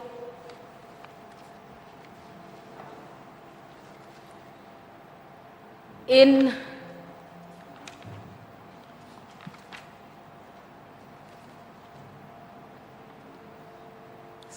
Nongpo, we have 338610. In Resubelpara, we have 772650. Shillong also we have 835392. Jowai we have 4991048, and in William Nagar we have 325508. These are all the pending dues of these officers who work tirelessly to fight for justice and the government. And hence, I believe that now there is clarity as to why we have proposed. I seek the collaboration and cooperation of the members. So with regards to the second component of the demand, the centrally sponsored scheme, sir. Till date, 128 CSS projects are being implemented for infrastructure development of judiciary, and the total cost of this is 454.50 crores, out of which CSS release amounts to 177.86 crores and 10% state share being 19.76, which has been utilized. An additional amount of 105.94 CSS and 11.77 is required for execution of the aforesaid infrastructural projects of the judiciary. From the financial year 2024 to 25 till date, state government has been able to utilize 43.76 crores inclusive of the 90% centrally sponsored scheme share over and above the 16 crores earmark released per year from the state of Meghalaya by the government of India. This indicates we have got more funds released over and above the earmark shares due to good performance and also showing the state government's effort of prioritizing the development of the judicial infrastructure. Sir, we have approximately, I had asked the officers, I may be wrong a bit, but I think this morning I was informed that we have about 139 lawyers in the district courts alone. And hence, sir, I would like to inform the Honourable Member and the Honourable LO that the cut motion moved against the supplementary demand amounting to 4 crores 2,71,560 pertains to the payment of the e-bills of the advocates of the district courts, as there was insufficient fund in the budget provision and an amount of 20 lakh was to provide 10% state share corresponding to the 90% central share amounting to 1.80 crores, being the fund released by the Ministry for the Development of Judiciary. Sir, if the honourable members so wish to also be privy to all of these interventions for administration of justice and taking justice closer to the doorsteps of citizens, I am willing to lay this on the table of the House so that there is complete clarity. And I reiterate that the government will not engage any legal expert without due procedure and necessary sanctions as per law.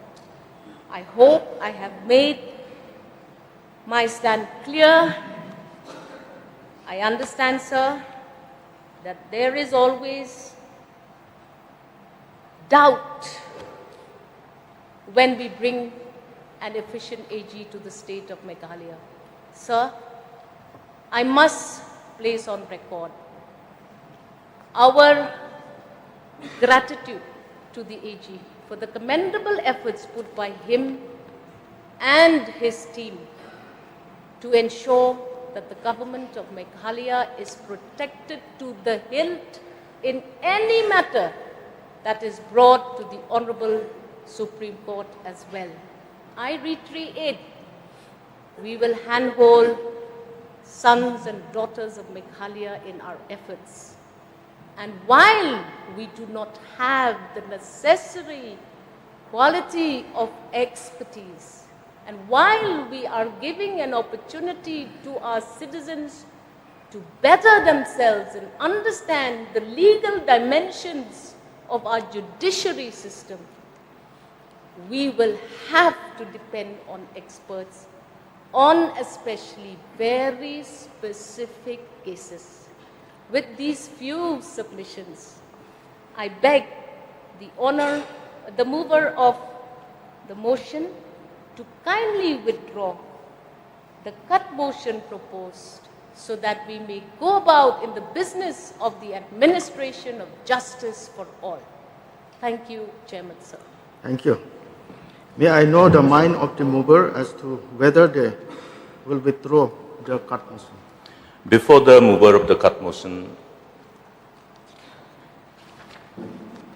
indicates his mind, I would like to just briefly relate to the submission I made vis-a-vis the reply of the Honourable Minister. Now, the reply of the Honourable Minister is self-explanatory towards the concern that I have expressed, and she has vindicated my concern. My concern, indirectly what I have said is, we all know that every year this August House do pass the budget. And the demands of every department, including law department, for this purpose of payment of fees to the lawyers are also passed. Now, if the pending bills of these district lawyers, lawyers engaged in district courts, have been there, have been unpaid since as far as 1718, it itself is a self-explanatory of the need to see that our own lawyers are paid also. Our own lawyers are also paid. Now, every year the fund is there. How was the fund utilized? That means substantial amount of this fund is being utilized for payment of fees of the lawyers who are brought from outside. It is reflective of this. Minister may present all these expenses as to how much has been paid to the lawyers. That will be giving us the clarity as to how much. Now, we have different categories of lawyers. Lawyers who are appearing before the High Court. Lawyers who are appearing before the district courts. Yes. Lawyers who are appearing before the Supreme Court. So therefore, my point is that if we have to take care of our own sons and daughters of the soil who have chosen to take this profession as their career and contribute for the purpose of making our judiciary system, administration of justice, more vibrant and robust, and be part of the whole process. Therefore, my point is that the minister in charge may examine this part. You may examine. I have given an opportunity for the government to examine. It is a fact. Please give the comparative expenditure already incurred in as far as the payment of fees to the lawyers are concerned. I do not say that it is illegal. It is legal. It is insulated by weaponizing the legal system and the convention. That is what is dangerous in democracy. We can always insulate anything, whatever we do, by legalizing the procedure. It is an art. I know that art is with the government. I have run the government for so long, so we know how to insulate anything of such. But then here the issue is, if this is happening, can we, to some extent, slowly create an enabling environment for ensuring that that outflow of huge amount of fees which is going for others can, naturally when flight expenditure, it is additional. Stay in the hotels, it is an additional expenditure, preventable, avoidable. Therefore, our question is, every single paisa that we spend from public exchequer, can we minimize as far as possible? Because every paisa counts, it belongs to the people. With these few words, I would like to reiterate my stand and urge upon the minister in charge to look at the whole details and make available all this expenditure which has been somehow incurred in respect to the payment of fees to different categories of lawyers. Then we will know how we can recorrect and redirect. Thank you, Mr. Chairman, sir. Yes. Consensus, please. Honorable Chairman, sir, points Noted.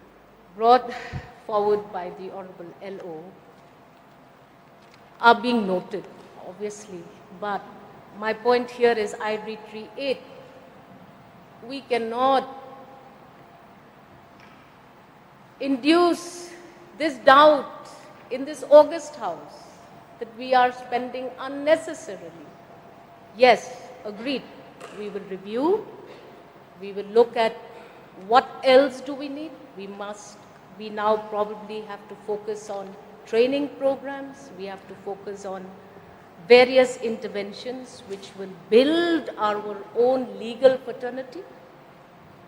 But sir, let me assure the Honorable LO, through you sir, that we are committed to bettering and increasing opportunities for our own people. And we will do it, though it may take time. Sir. Yes. Please, man of the mover. Mr. Chairman, sir, I would like to thank the Honourable Minister for speaking at such detail, giving us all the information. I think we have gotten all the clarifications from the Honourable Minister. Therefore, I'd like to withdraw the cut motion. Thank you. Since the mover has withdrawn the cut motion, now let me put the question before the House. The question is that grant number 2 be passed. Those who are for the motion say yes. Yes. Those who are against say no. The yes, the motion is carried. The grant number 2 is passed.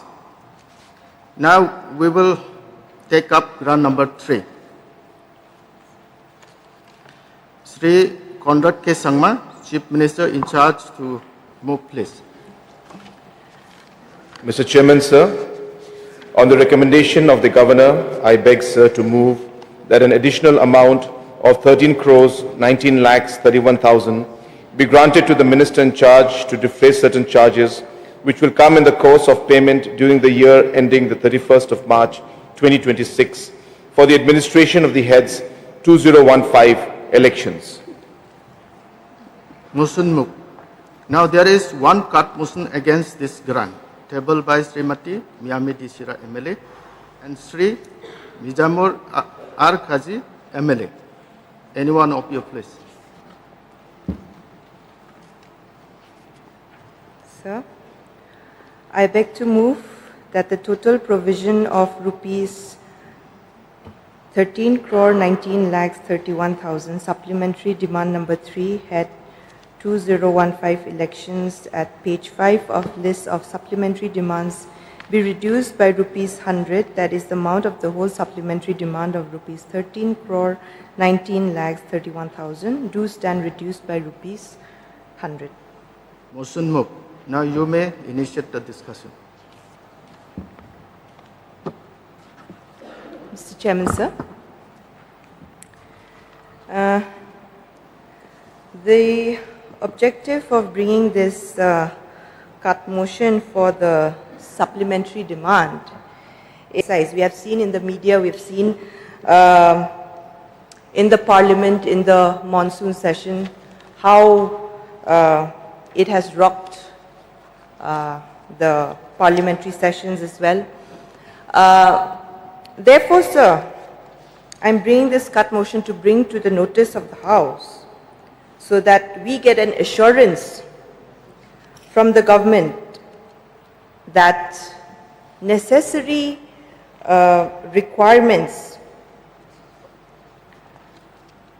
and necessary action is taken to mitigate the difficulty and problems of the electorates or our citizens during the course of this massive exercise. We know it's a huge task. It is a very difficult process. And it is going to be, maybe it's going to bring about some kind of inconvenience to the people and to our electorates. However, if the government is prepared enough, then we can deal with the problems smoothly and make sure that allegations and counter-allegations are avoided. Now, while the SIR is being compiled in other states, we've seen there's been widespread reports that fraudulent applications were also there. And in some cases, there were reports of deletion of genuine voters. And it was defying all statistical expectations and the demography of the region. So there has been a lot of controversy, allegations, and so on regarding the SIR. So therefore, sir, to avoid such a situation and to avoid the removal of legitimate voters from the electoral rolls, we must ensure that a proper system is in place. Now, in view of the Bihar SIRs, they had to rely on judicial intervention. So we may take that as an example to make sure that such a thing does not happen in our state.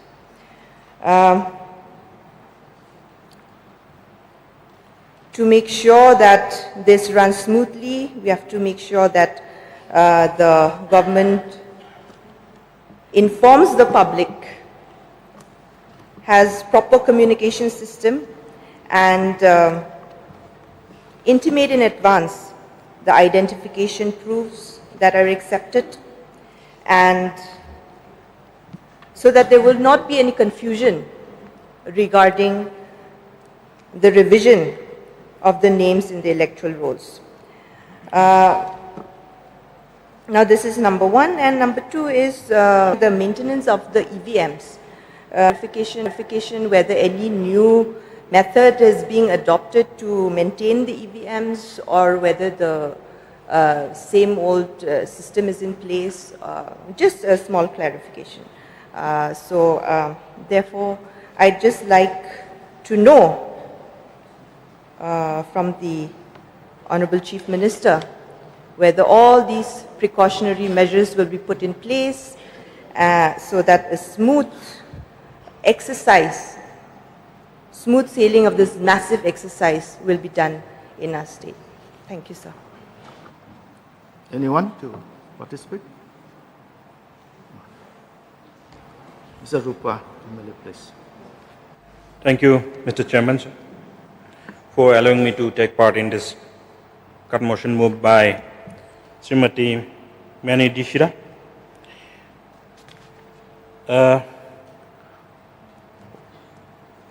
While speaking on the SIR and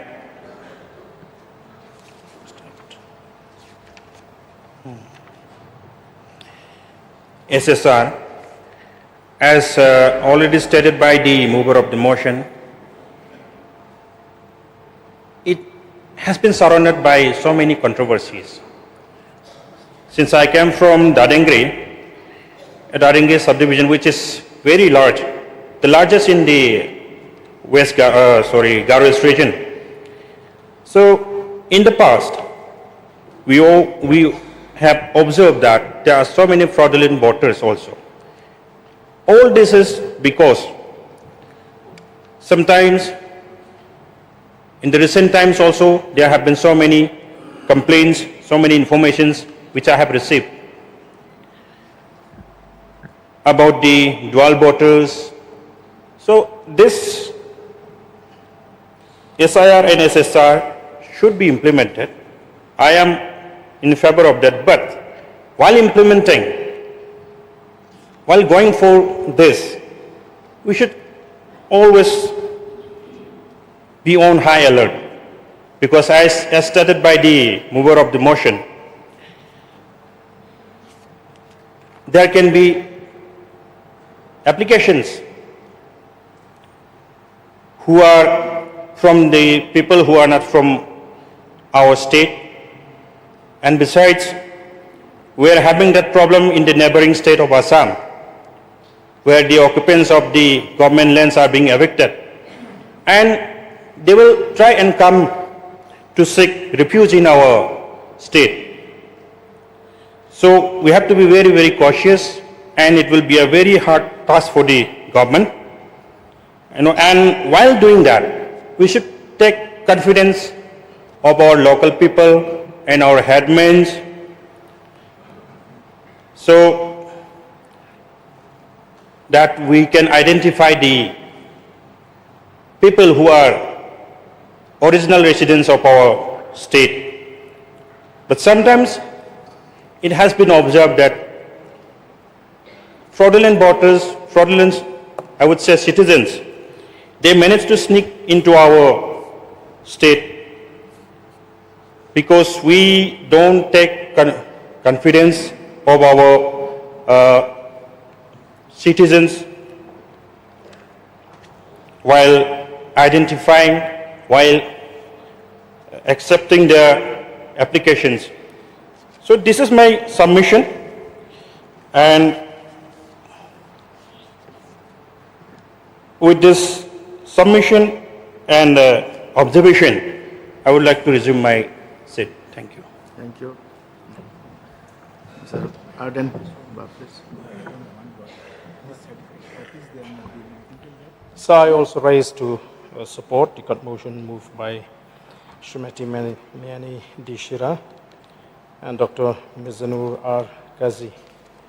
to discuss on the massive exercise for SSR 225 and the need to mitigate the difficulty and process of the electorate citizens during the course of exercise and methodology adopted for maintenance of EVMs. So I would also like to share my concern as far as this spatial intensive revision is concerned. We know that the aim and objective of this revision is to include the genuine voters in the voters list. So, sir, I think as mentioned by Honorable MLA from the DAY-3, that this is the time that the government needs to be alerted because of the situation in the neighboring states and the neighboring country. We know for the fact that the rate of influx into Meghalaya is happening in a very large scale. So, sad to say that there has not been any exercise on the part of the government to ensure that these people coming from other states in the wake of the turmoil and the law and order situation in their places, to keep a track on them and maintain a proper record. We have not seen that measures. But what we see is that pressure groups, they are volunteering and detain many doubtful people who are entering into the state. So, as has happened in the past, we have noticed that these infiltrators can easily get assimilated into the society. So therefore, we have to make sure that these people coming from outside the state should not be, giving a chance to enroll in the state of Meghalaya. Another concern that I would like to bring to the notice of the government is that whenever there is a process to enroll the new voters,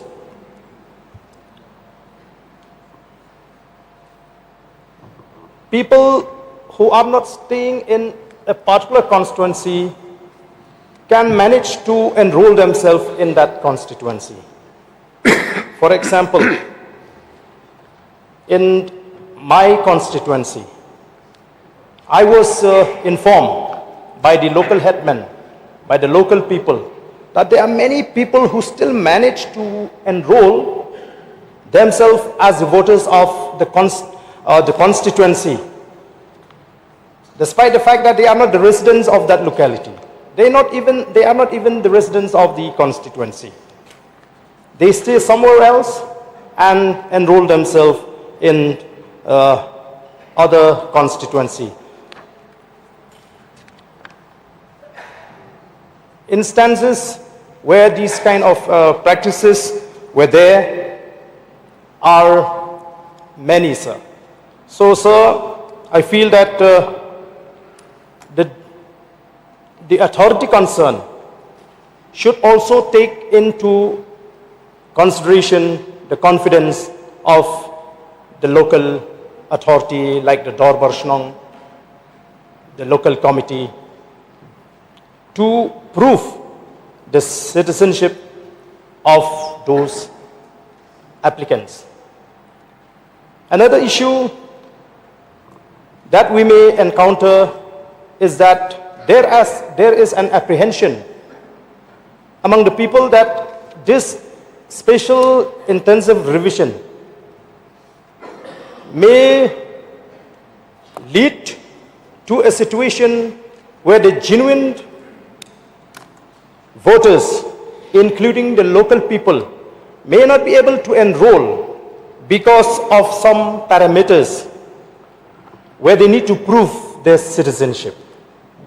In many villages, I'm telling you, sir, there are many people who don't have any document to prove that they are the real citizens of this state. They don't have Aadhaar, they don't have the birth certificate. So that is another issue that we need to look into, sir. So, sir, I feel that since the intention of this special intensive revision is to include the genuine voters, so we expect that the process to be carried out by the authority concerned should address that problem. So we know that there is a concentration of those people who have managed to infiltrate into our state to even acquire land in certain pockets of Khasi Jaintia region. People who are coming just within few months, they will manage to get all the documents that is necessary to be proven as genuine citizen of the state. So with these few words, I hope that the government will take serious note and ensure that the genuine people should not be left out in this revision, and the doubtful should not be, under any circumstances, be able to manage to get themselves registered in the voters list. With these few words, sir, I resume my seat. Anyone else? Dr. Mukul Sangma, please. Mr. Speaker, sir, I rise to support the cut motion tabled by Honorable Member from Ampati, Srimati Miani Dishira. And I would like to make a brief submission revolving around the concerns of the people and concern of all of us. The mover and other members have rightly indicated the areas of concern, and also the need to complete this whole process of spatial intensive revision of the electoral roll. It is only befitting from the fact that the whole democratic system based on the mandate of our Constitution, there has been challenges. I think these are something which are very pertinent to rather ground reality and very pertinent. The responsibility of being a responsible participant in the whole electoral process. Now, the sense of belongingness, the sense of ownership is crucial in as far as the conscience of a person while exercising his right to franchise is concerned. Therefore, the son of the soil, the people of the state definitely have the sense of belongingness and ownership. The whole system, maybe there should be a time when the whole electoral system must be reformed. Because in each and every state, what we are observing, and particularly in the state of ours, I think this particular concern has been articulated time and time again, outside the house, inside the house, by almost all the political parties, and by almost all people from all walks of life, particularly who are concerned about the future of the state and who are aware of the various ramifications of the whole electoral system that we have adopted as per the mandate of the Constitution. The issue of being a citizen of the country, and by virtue of being a citizen of the country, having the right to franchise, but at the same time, in this huge, diverse nation, people from different parts of the country do, for various reasons, various factors, do migrate and temporarily stay. But here the question is, when they stay temporarily, will they have the sense of belongingness and the sense of responsibility towards the effective governance and good governance that is required for the welfare of the people of that particular state?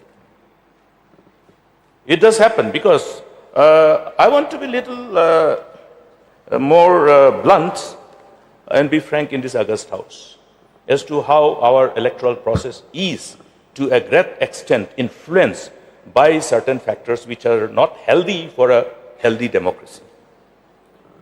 There was a time when I was approached by a group of people in Tura. There was a parliamentary election going on. So, during election, there are too many requests, too many suggestions that people would like to meet, this and that. We need to see whether we can manage time. It's so difficult during election.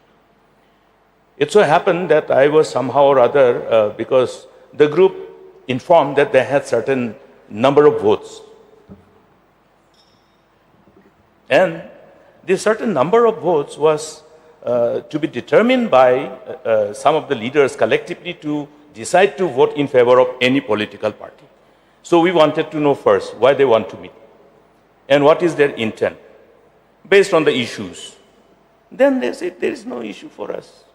Whoever gives us more, we will vote. And why I'm narrating this story is because this group of people were not the people who were born and brought up in the state, who were residing in the state for maybe limited time, a temporary residence from other parts of the country. So you can understand that the sense of responsibility towards the building of this state is not part of their concern.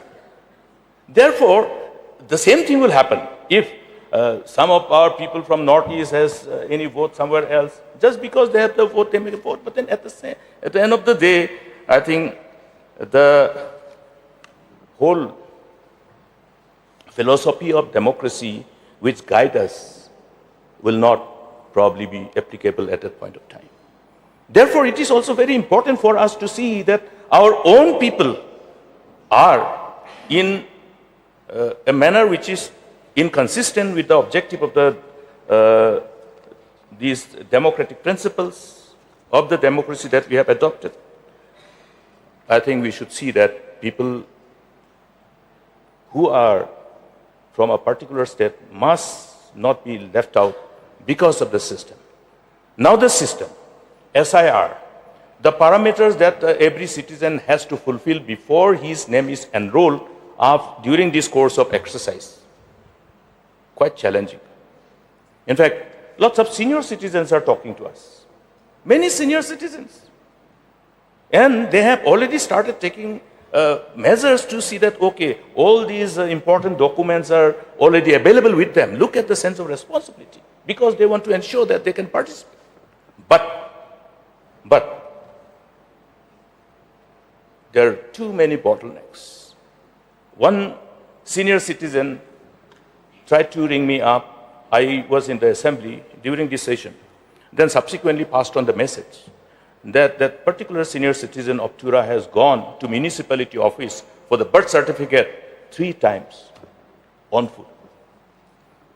And he was asking, rather he conveyed this question, now birth certificate has to be given by the doctors who perform delivery, but birth certificate is being given by municipality.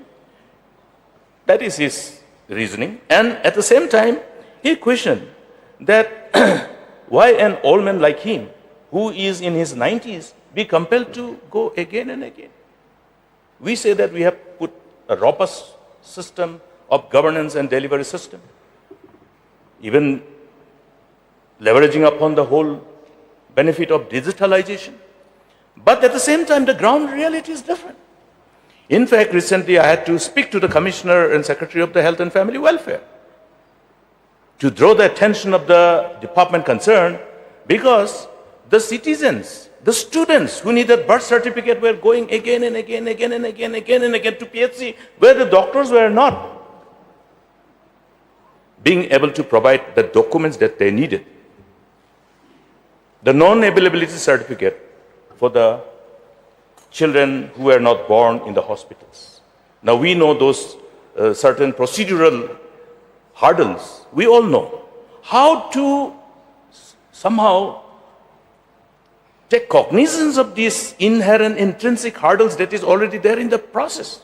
Smoother, more easier way of enabling our citizens to get all these documents will be crucial in either enabling our citizens of getting included or getting excluded.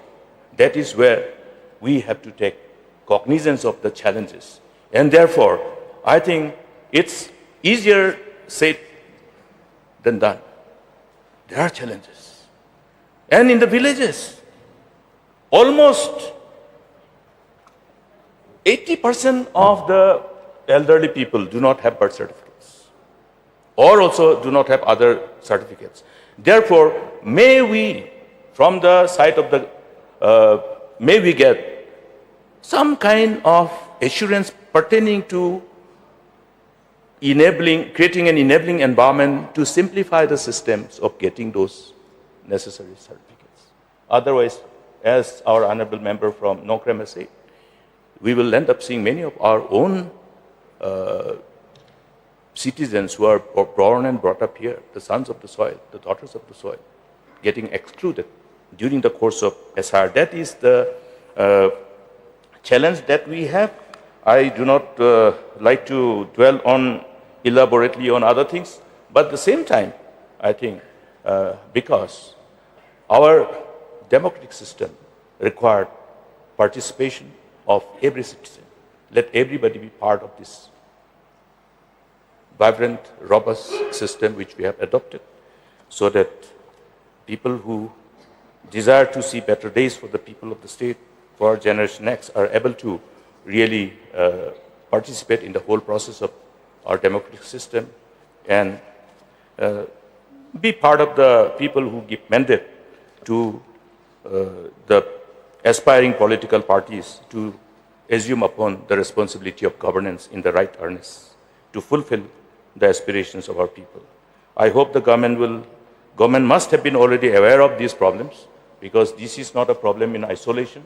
This problem must have been flagged to almost all our members of this August House by our citizens. Therefore, it is not something which should not be outside the knowledge of the government and the authorities.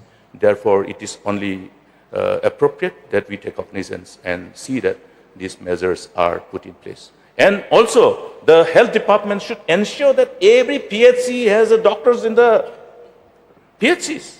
We have seen yesterday the reply. How many PHCs are without doctors, without medical and health officer? Where are they going to go? If they go to other areas, they will say, no, it is not your jurisdiction. So this is something which is subjecting people to all kinds of problem, frustration. So these are measures which what is preventing the health department from posting the medical and health officer? Rongsak PHC. I have spoken to the officers concerned that the Rongsak PHC doesn't have a doctor till now. Why did they transfer and release the doctor without having a officer relieving him? Therefore, these are omission and commission which can be avoided. These are utter negligence and insensitivity of the people in the department. I don't think it must have come to the knowledge of the minister. It's a dereliction of duty and utmost insensitivity towards our people. Therefore, I think those are areas of concern. There are many other areas of concern. As I have said, government is aware, must be aware of all these problems. So take corrective measures. With these few words, I support this motion, Mr. Speaker. Dr. Mizanur Kaji, please. Thank you, Mr. Speaker, sir. I also rise to support and share my concern over the move by my cut motion by my colleague, Srimati Miani D. Shira. Already much has been deliberated upon. I don't want to take much time on it. I just want to share one or two of my concerns. Number one being, I represent the area neighboring Assam border, and as we all are aware that these people, most of these people are ignorant of so many things. So due to their ignorance, there are a lot of differences in the documents they have, some slight differences in the documents they have, due to which they suffer lot of problems while registering their name in the voter list or while substantiating their claim that they are genuine citizens of our state. Also, I have come across lot of instances in my constituency especially that, just to establish their citizenship, they need previous certified copies of electoral rolls for which they go to the Deputy Commissioner's office. I have personally called up so many times to the officer concerned. There have been repeated visits by the applicants, but despite lot of efforts, so many people are denied to have a certified copy of these electoral rolls. I know SIS, SSR is a very crucial and messy process, but I humbly request Honorable Chief Minister, sir, to have special consideration of the fact that most of our people are ignorant, and out of their ignorance, some silly mistakes in their birth certificates or in their predecessor's name, maybe their predecessor name is there in the voter list, but as per their nickname, not as per their official name. So these things are there. Because of that, they are facing these hardships, and because of their ignorance, they are suspected as doubtful citizens. So I humbly request Honorable Chief Minister, sir, to kindly have a look on this and to see that no genuine citizen is deprived of his citizenship, and their hardships in arranging these legal documents are taken care of. With this few submission, I resume my seat. Thank you, sir. I will now call the Minister in charge to reply, please.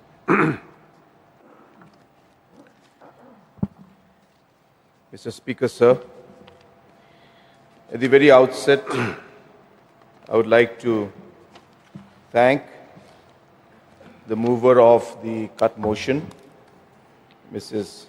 Miani Dishira, Honorable MLA of Ampati constituency, and also the Honorable MLA of Rajabala constituency for bringing this cut motion. And also would like to thank all the members who have participated in this cut motion. Sir, the subject is very large, and hence I may not be able to dwell on all the subjects, but I'll try to address the concerns that have been raised by the MLAs to the maximum possible extent. Sir, in a nutshell, the current supplementary demand that has come in has been done as a result of the increase in the remuneration that is to be made to the BLOs. And this is as per the instruction of the Election Commission of India. And hence, for the SSR or for SIR, whichever exercise we do, the remuneration that has to be given to the BLOs has to be enhanced. And primarily, this particular SD is for that purpose.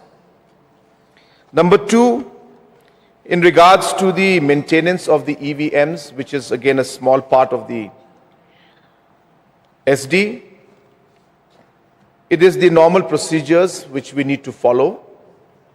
And those normal procedures are quite large in number, but just to share simple things like the warehouses have to be in good condition, vacuum cleaners need to be there, CCTVs need to be installed. If there's any damage, repairs have to be made. so on and so forth. There's a long list of activities that need to be done. And therefore, for the normal maintenance of these EVMs, this particular SD of approximately 5 lakhs is being demanded in this particular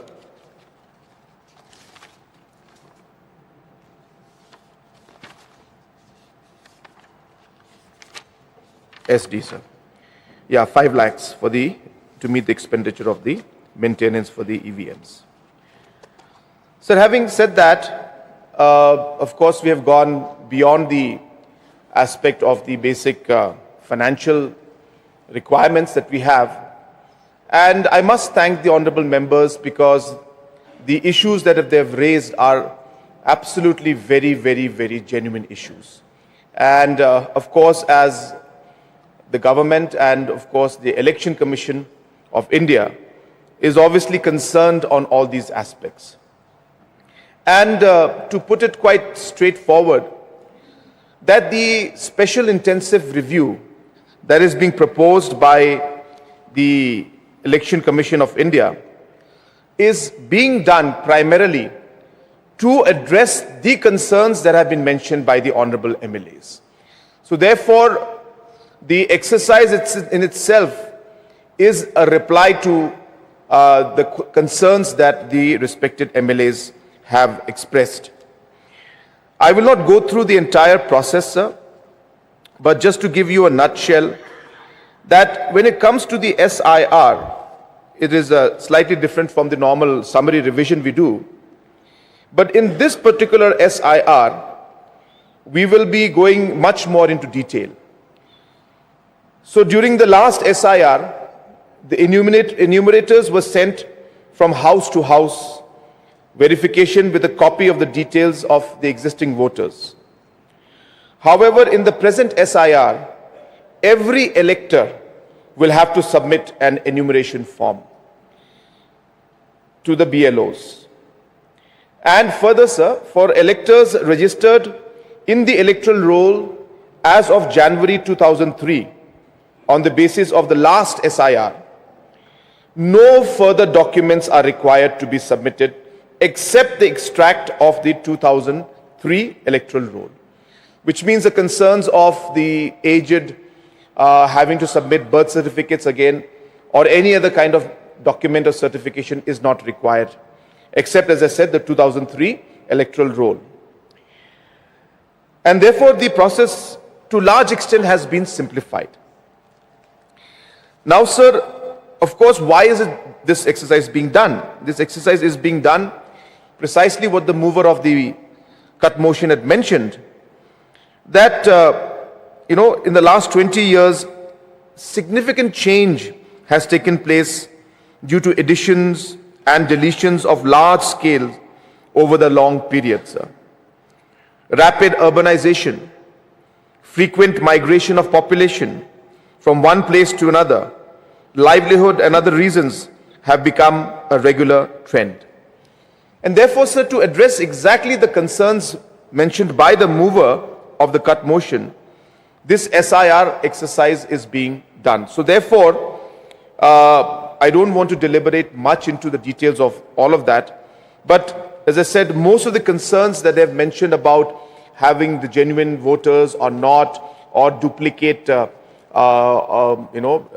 duplicate means, double ID cards, people having names in 2 locations, which is possible because somebody shifts a particular location. Sometimes the officials at the grassroots level may not remember or may not execute the deletion. So therefore, it is possible. I'm not saying it should be done or it happens regularly, but it is possible. So therefore, to ensure that all of this is checked and cross-checked, and to ensure that there's no duplication of voter IDs, all this exercise is being done through this very special intensive review of the electoral roll. And to share with the honorable members, without going too much again into details, the SIR will be conducting these exercises. Number one, this exhaustive training of the BLOs. So there is a large component of training So they will be trained in detail about all the different aspects and concerns that honorable MLAs have raised. Number 2 is the rationalization, re-serialization and formation of sections. Number 3, house-to-house enumeration. And I mentioned, sir, in this case, in this particular SIR, while they go from house to house, every single voter also will have to fill up the forms. The publication of draft roll, period of claims and objections will be there.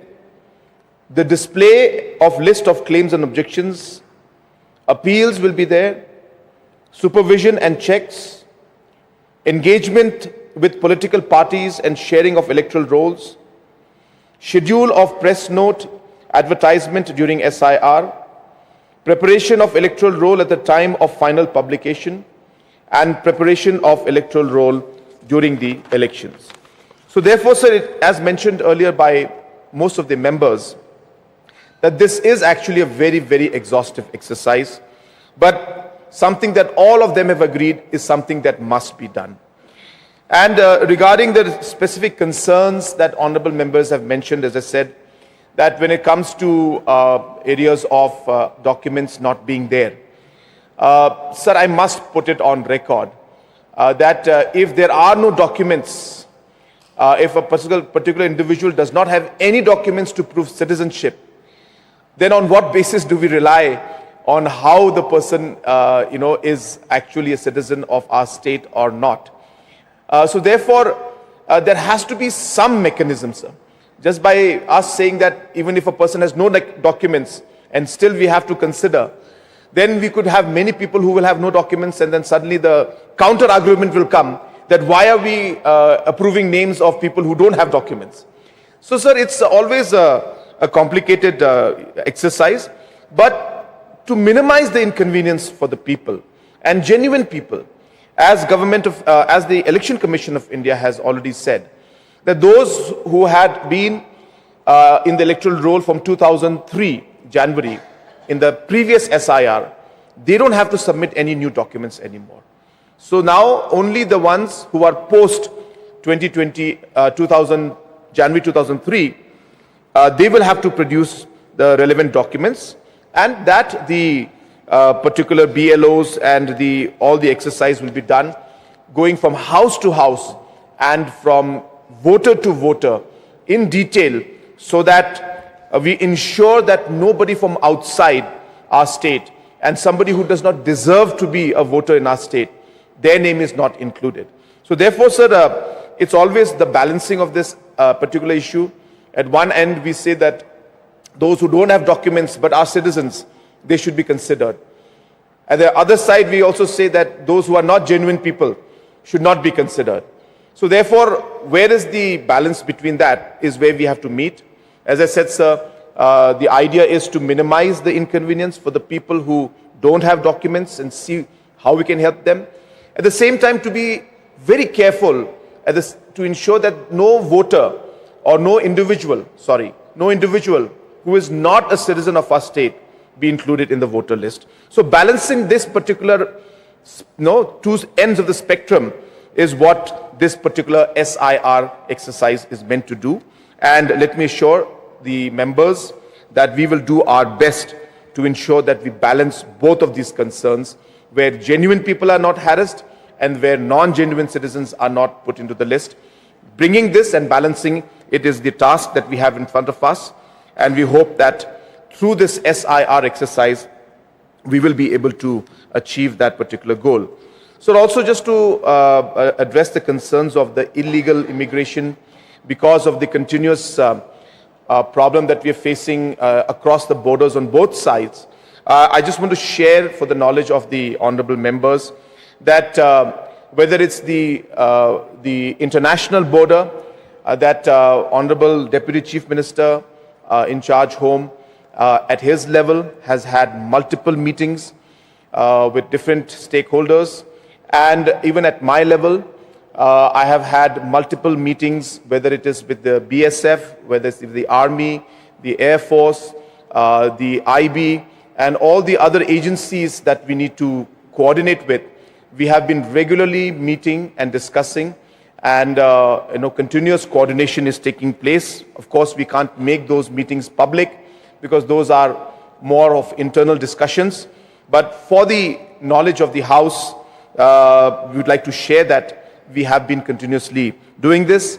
And at the same time, sir, as my responsibility, that this information and this discussions is always taken up to the highest level, and discussions have been made with Government of India, informing them and reporting them again about the different movements or activities that we have seen and noticed, and the intelligence that we collect along the border. So this exercise is a normal exercise, sir, we do on a regular basis. But as I said, because these are more internal matters of intelligence and security, we do not share this in the public domain. But I thought that it would be important for me to share to this August House that there are regular meetings in that aspect. Also, sir, when the eviction was happening in the neighboring state, we have had multiple meetings. I myself had called meetings with the deputy commissioners, especially of the border areas. And we had ensured that we increased our manpower presence in different checkpoints. Naka checks have been put up. But more importantly, sir, the community has been taken into confidence. So we have informed the deputy commissioners to hold meetings at the village defense level, call the headmen of very, very critical villages where the possibility of infiltration is there, coordinated with them, discussed with them, and asked them for what kind of support they would require. And this again, sir, is being done on a continuous basis, sir. At the same time, sir, we have also ensured that the checkings that are to be done at the highways and the entry points is being done. And many people, sir, have been picked up, whether it's with the state government, by the state government, or by the BSF. Many, many cases have been there, and those cases have also come out in the press. So, sir, the activities are on. It's not that we are just simply watching and doing nothing.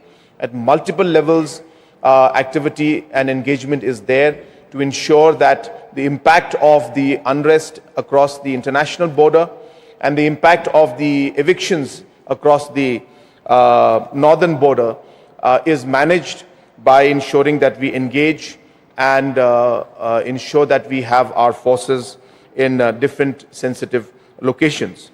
Sir, apart from that, just to share, Honorable LO had also raised concerns, though it's not something that is directly linked with the current cut motion, but since he had raised concerns, I want to share with him and with the House, so that in the recent past, the government of Meghalaya, our MDA government, has created a recruitment board for the medical department, sir. And because of this landmark decision that we have made, today, sir, we are able to address to a large extent the human resource requirement for the health sector in a very quick manner. Is it a perfect system and can we have 100% efficiency? Sir, it's challenging. We do have challenges, and in spite of the fact that in the last 3 years we have recruited 500 plus doctors, and we have also sent many of them for training outside, we still have certain challenges, and we are hopeful, sir, that in the days to come that we will be able to reduce the shortage of doctors in the different PHCs and CHCs. But all I can tell you, sir, is that a huge improvement has happened. A large number of doctors and additional manpower for other health workers. All of them, in many cases, sir, we have done a lot of work, but a lot more needs to be done. But just wanted to share that it's not that we have done nothing about it. A lot of activity has taken place, and the situation is far better than before, and we are working towards ensuring that it will be much better in the days to come. Sir, at the same time, Honorable LO was referring to the issues of the efficiency in terms of the services. And when I had mentioned about the robust system that we have, it was related, of course, with the robust system of the complaint and the public grievances. Now, that is only a forefront. It's only the part whether we engage with the people. And the robust system that we have now is allowing the information to come in and go to the departments. I just want to share with the Honorable MLA from Rajabala, because I got the data later on, that we have received about 1,000 calls only for power department. And out of the 1,000 calls that we got, and which is the highest, by the way, for all the departments put together, 1,000 calls have come for just the power department. 90% of them have been resolved. 90% of them. And most of them exactly what you said, the power went off, the transformer went off or got busted. And within a matter of minutes, the information reached the chairman's office and the concerned office, and they sent it immediately to the persons concerned at the grassroots level. And that's the kind of system that we have. Now again, sir, is it a perfect system? So we're working on it. There will still be challenges. And we are, as I said, we are better off than what we were before. And as I said, with the use of technology, we have come so far. And let me assure the House that we will ensure that we continue to work towards improving the services even better in the days to come. Sir, I will refrain from going into too many of the details of all the points mentioned. I have tried to, in general, reply to the concerns of the honorable members who have raised their concern. But I think at the end, I'll summarize simply by saying, sir, that number one, the SIR is absolutely necessary, because precisely of the points that mentioned by the members, that there are so many duplicate IDs, there are so many mistakes in the names, there are so many problems that we are facing, and maybe some are not genuine voters. So all of these need to be checked on a regular basis. So therefore, the SIR is absolutely necessary. And as we get communication, official communication from Election Commission, we will be proceeding with that. And at the same time, just to share, sir, our CEO, he is in fact right now in Delhi. There's a conference of the CEOs going on in Delhi precisely to discuss the SIR. That's point number one, sir, to summarize. And point number two is that, yes, sir, there are a lot of genuine citizens who may not have documents. It's a kind of a very complicated situation, sir, because if you're a genuine citizen, how do you prove it? So we need some documents to prove it. And hence we will work on how we can create that. Election Commission has given us the option of saying that 2003 and pre-2003 January, they don't need to submit any certificates. They just have to show the electoral roll. Honorable MLA from Rajabala mentioned that electoral rolls are not available. I will make note of that and ensure that that kind of a difficulty is not there, and pass on the instructions to our election department, and also put in a point to the Election Commission of India regarding that point. And therefore, we will do our best to ensure that our genuine citizens are not impacted.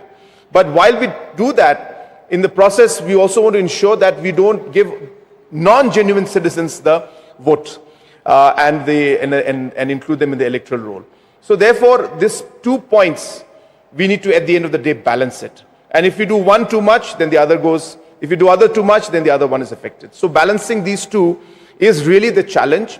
And through this SIR exercise, which is very, very detailedly mentioned out here on how it will go from house to house, how the trainings will happen, how different kind of programs will be done, all of this, we are hopeful that we will be able to minimize. Again, I use the word some minimize. There will always be challenges. There will always be one particular case or one particular occasion where some individual has faced some challenges.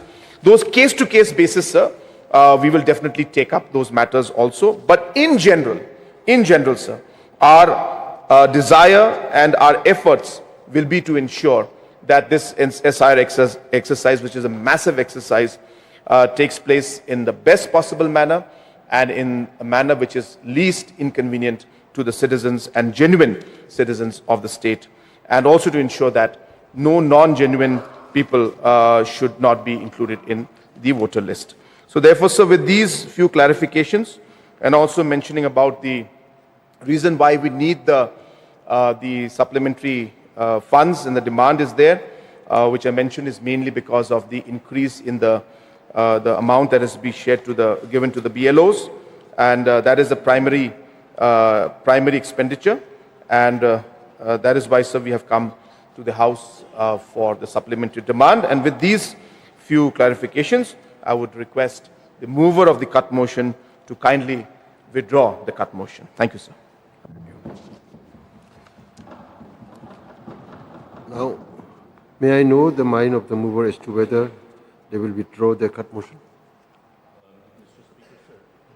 before the mover of the cut motion expresses his mind, her mind, only one issue which during the reply of the Honorable Chief Minister has drawn my attention is about that every individual has to fill up the forms when that house-to-house enumeration will take place. Now, the timing, because many of our youth are outside the state. So therefore, this another area of challenge will be there. Because during that time, if the children who are studying outside or working outside are not there, so I think separate timing can be given for those who are studying outside, and for that reason, and those who are working outside the state, they are not able to be present at the time of that enumeration. I think that can be examined and then see how we can best create an enabling environment so that everyone is able to fill up the forms. Yes, sir. I think it's a good suggestion, sir. I'll pass on the information to the Election Commission of India and to the Election Department. But I'm sure, sir, this concern is very genuine. We will try to find out a way in which we are able to address this particular issue. So we noted the suggestion. Mr. Speaker, sir, I want to thank the Honorable Chief Minister for giving us a detailed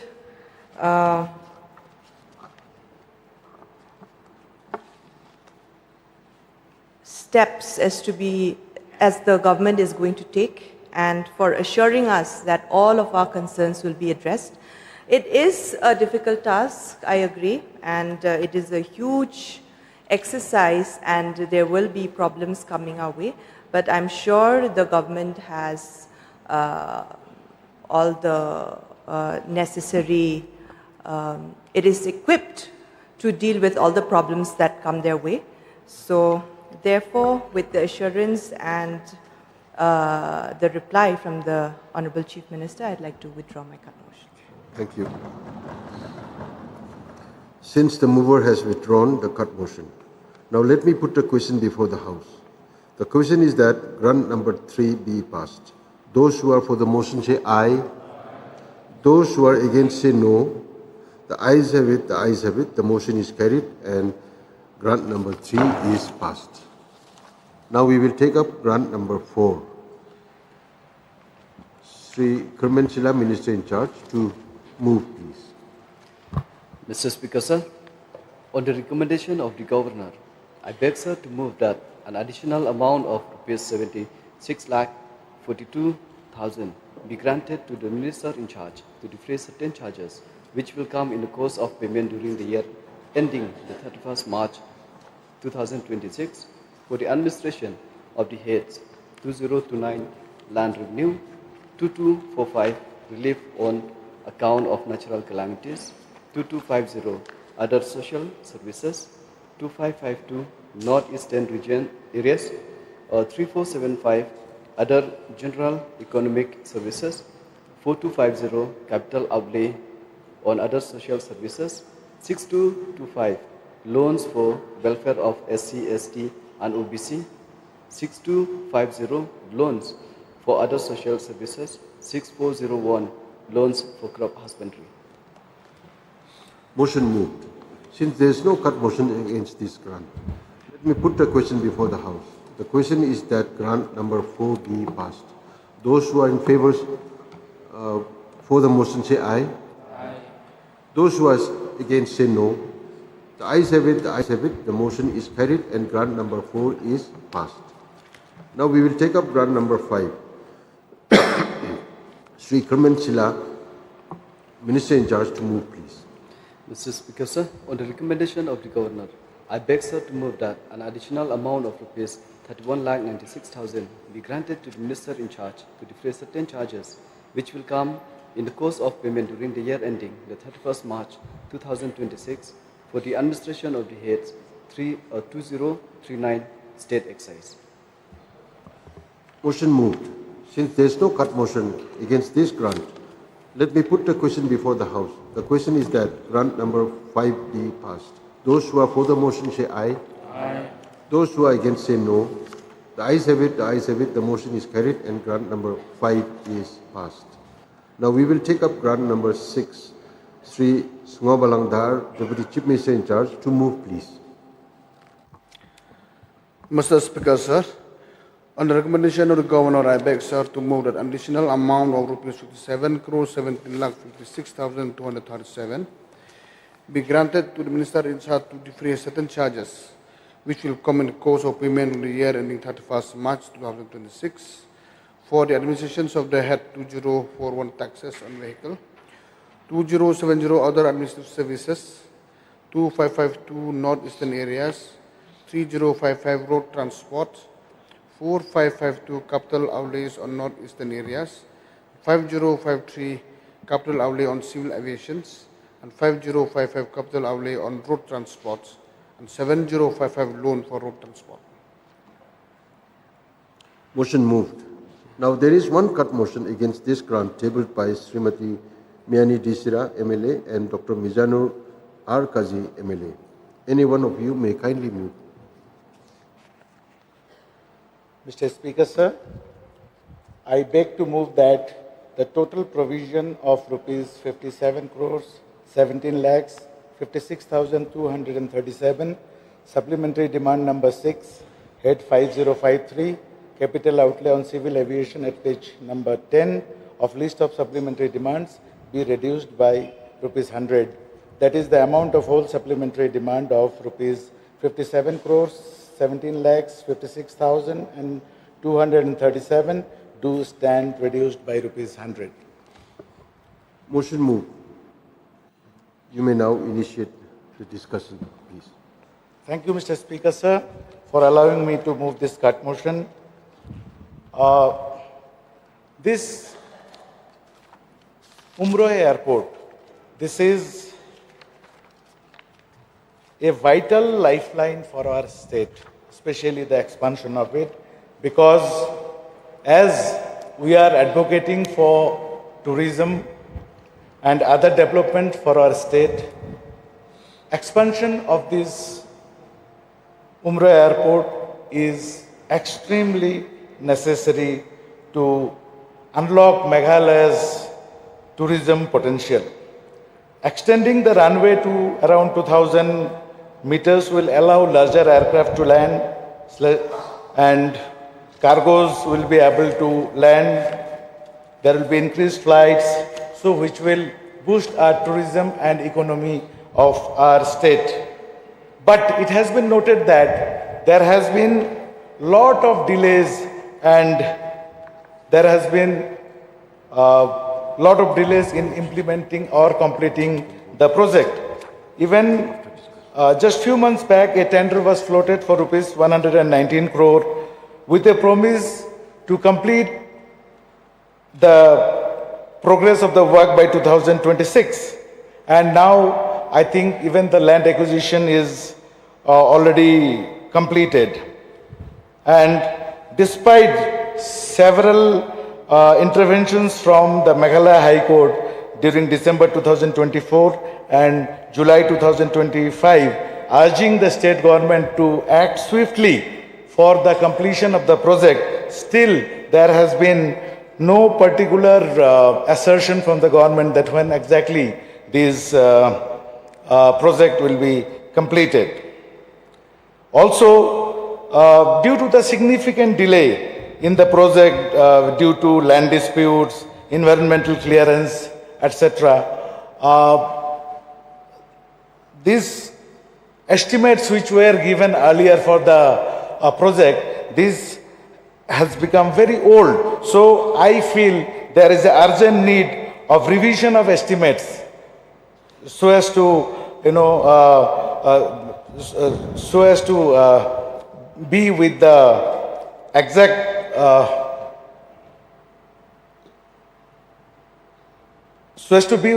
time.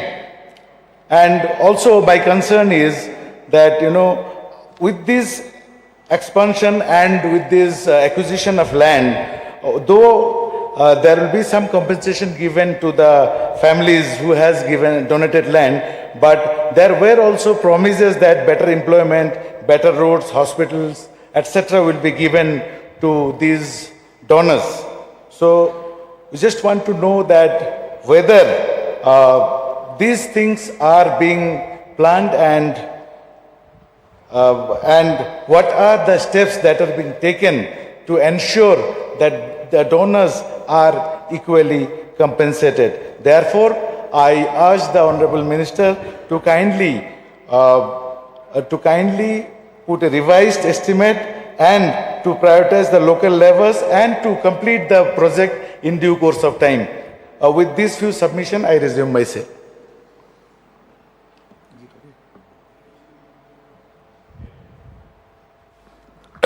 Mr. Chairman, sir, I rise to support the cut motion tabled by Honorable Member from Rajabala, Dr.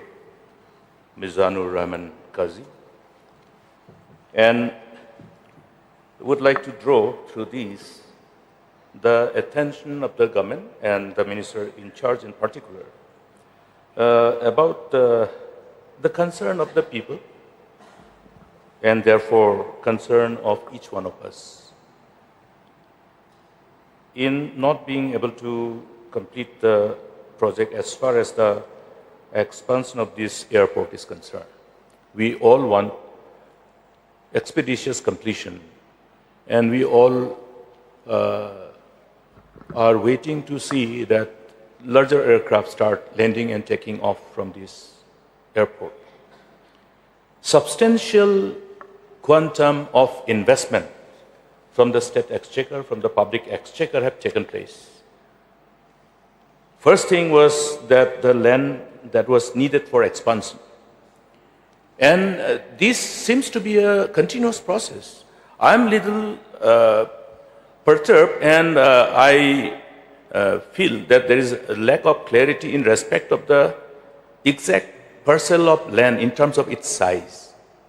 How much is the size that was required to have the needed expansion of the airport in terms of all the necessary runway expansion and also the lay-by, etc., etc.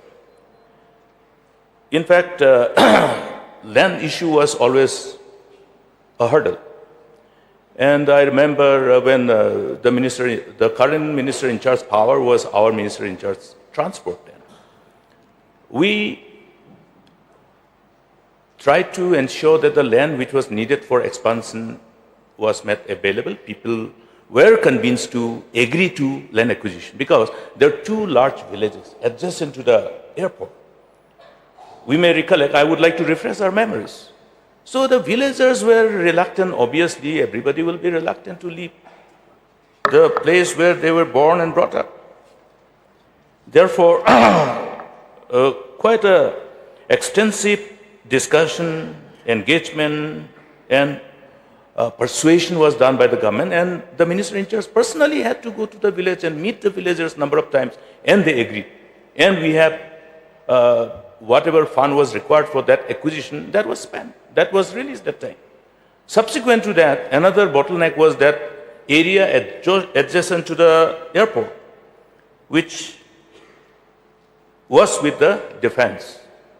And the ultimate agreement was there that there be land swapping, and the defense will agree to part that parcel of land which was required for the expansion. So for that land swapping, again, substantial amount was spent.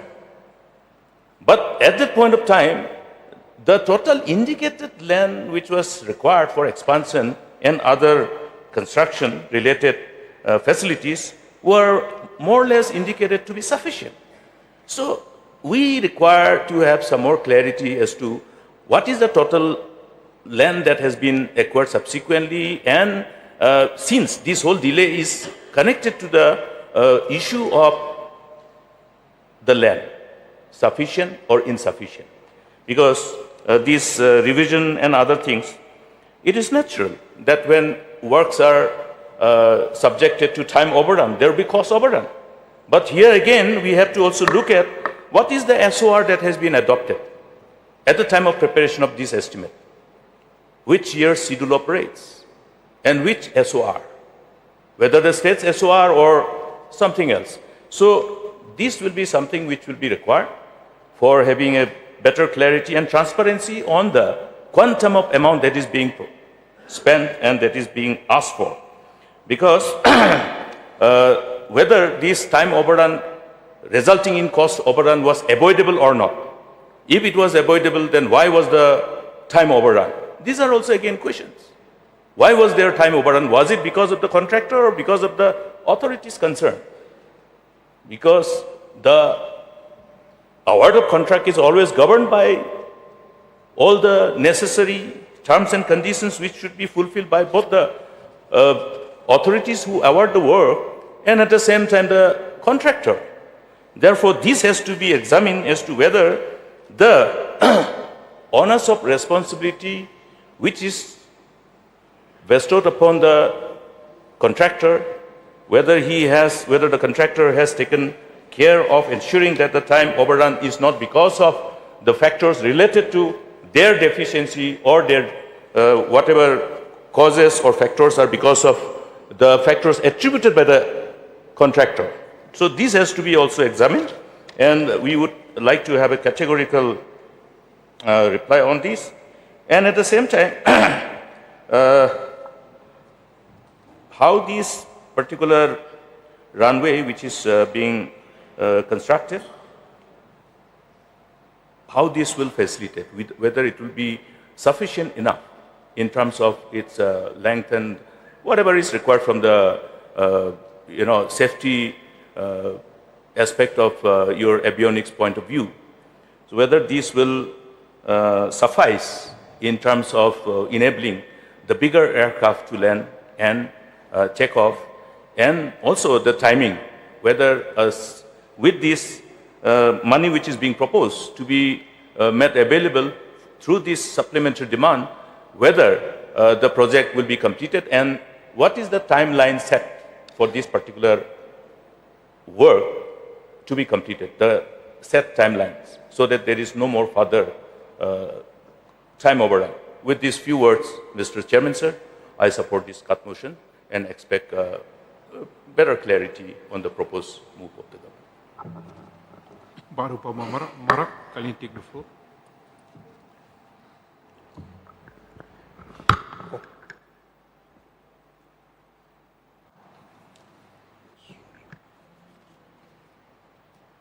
Mr.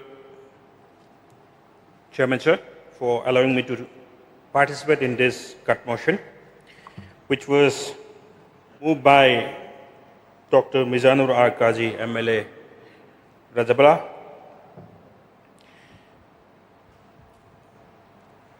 What I'm going to speak may not be directly related to the Umroi airport, but I just want to put my concern in this August House. My constituency, Dadingri, has one airport which is not functional till that, which is called Baljek Airport. So despite signing an MOU with the Airport Authority of India on May 6, 2025, where I was present with the Honorable Chief Minister and other dignitaries, and in that MOU signing program, the constituency people of the 49 Dadingri constituency were given an assurance that the Baljek airport will be made functional by April 2026. Despite that assurance, what we are seeing under my constituency in Baljek airport, there is no progress at all. Nothing, no work has been initiated, no work has been started. And as per the local people's report, some complaints are coming to me that already land acquisition has been made. But despite the land acquisition being made, the landowners are yet to get the land compensation. And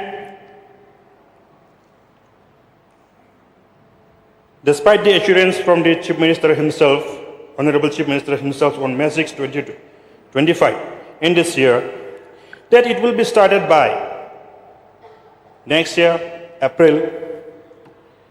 this last budget session, I was speaking about the holding of Megong festivals in the airport, which has become an eyesore and talk of the people. Why does Baljak Airport has to be made as a venue for holding such programs? And this time also, we are seeing that this same Megong festival is going to be held again in the Baljak Airport. So, I am not sure, I am very much concerned whether this Baljak Airport project is going to take up or not, whether it is going to be functional by April 2026 or not. So that is my concern, which I would like to put forward in this August House, so that my people who are confused already there, despite MOU being signed, no initiative has been taken so far.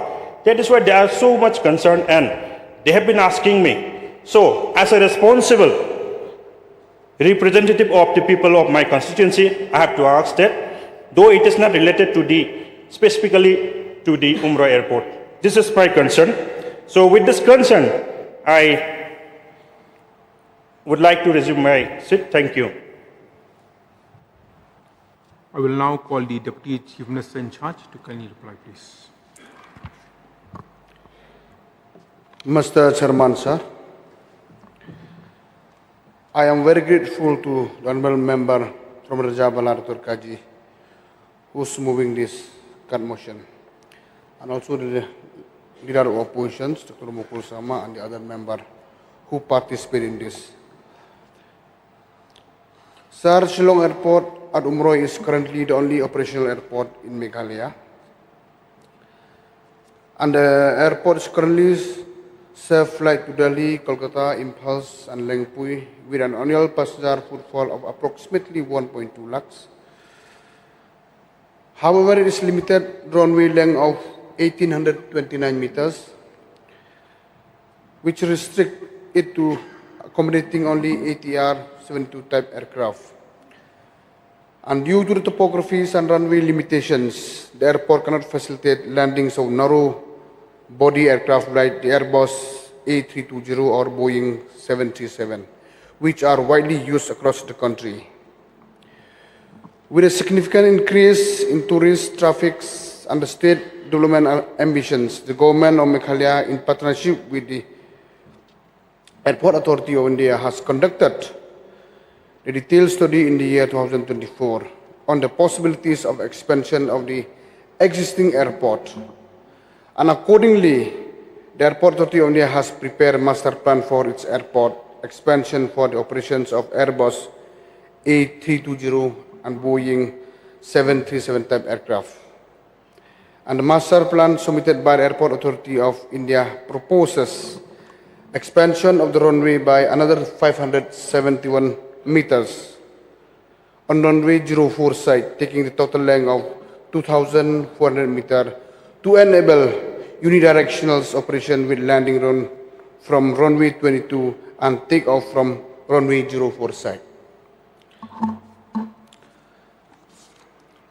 So actually, the basic issue was not the land, but the feasibility of expansion of runway. And after recent survey, it was clear that expansion can be done, and hence additional 22 acres of expansion is for lands required. Mr. Chairman, sir, the proposed major development at the Shillong Airport to be taken up by the Airport Authority of India are like this, as follows. Runway extension by 571 meters. And number 2 is new terminal buildings, which is 10,000 square meter. And relocations of the isolation bay. And number 14, number of A20 in contact parking bays with link taxiway to runway and existing apron of 20,000 square meter. And 5 is runway and safety areas, RESA, which is required 240 meters to 90 meters. And car parkings and internal road networks. And simple approach path lighting, which is to be done by the Airport Authority of India, not from the state governments. And the main project component committed to be undertaken by the governments of Meghalaya are land acquisitions for an area amounting to approximately 22 acres is needed for the locations of isolation bay and the runway, which is required to expand the runway, which is to be feasible for the big aircraft to land. And disposal of excess earth from the work site. And construction of greenfield approach road to the airport, including the land acquisitions. And number 4, construction of new road relocations of the bridge connecting Umranja, Umden Missions, and Umden Arka village. These are the components which to be borne by the state governments.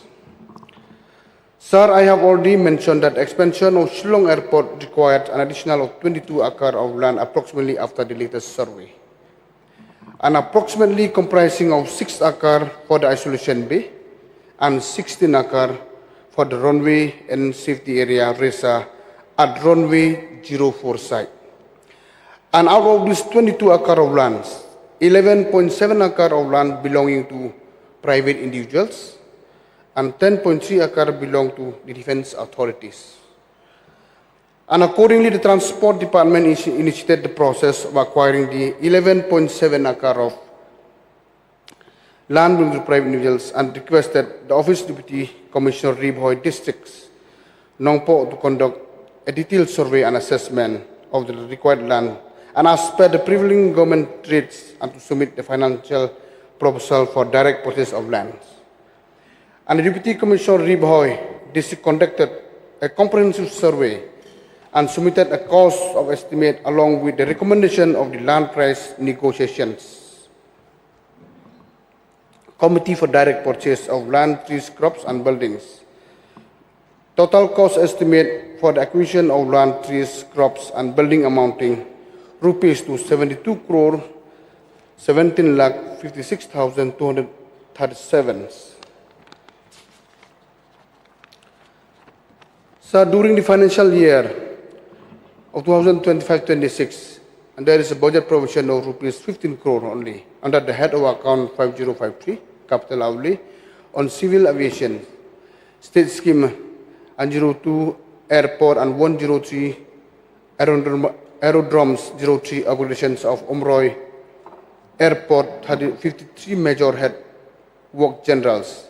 An additional amount of rupees 57 crore 17,56,203 rupees only was provided by way of advance from contingency fund to make this additional amount towards the compensation of the land acquisition costs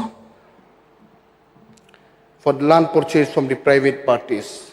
And therefore, there has been no revision of estimate for the present expansion work because it has to be undertaken by the Airport Authority of India. This is only for to complete the land acquisitions, which has both agreed by the landowners, and now hopefully within 1 month, I think the land acquisition process it will be completed.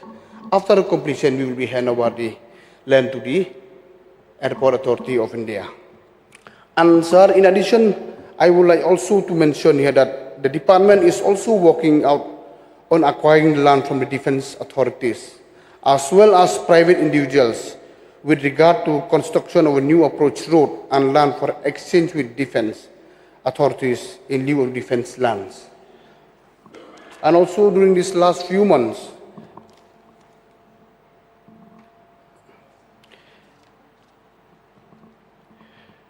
the tender for expansion of the Umroi airport has been called at an estimate cost of rupees 119 crore approximately, from the AI authority, not the state budget, from the Airport Authority of India.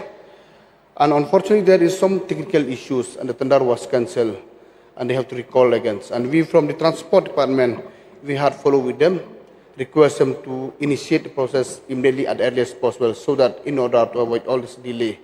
As all of us are waiting for this airport very eagerly, in the whole state of Meghalaya now, we know that with the coming of this airport, it will be really a game changer for the state of Meghalaya as a whole.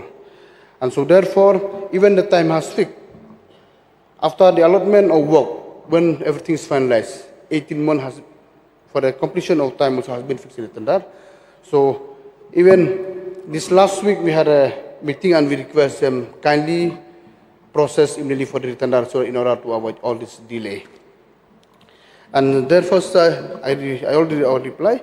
Actually, the basic issue was not the land as of now, is the feasibility report of expansion. So after the latest survey, the survey is feasible, and that is why we are going to acquire for the another 22 acre of land, like how I stated.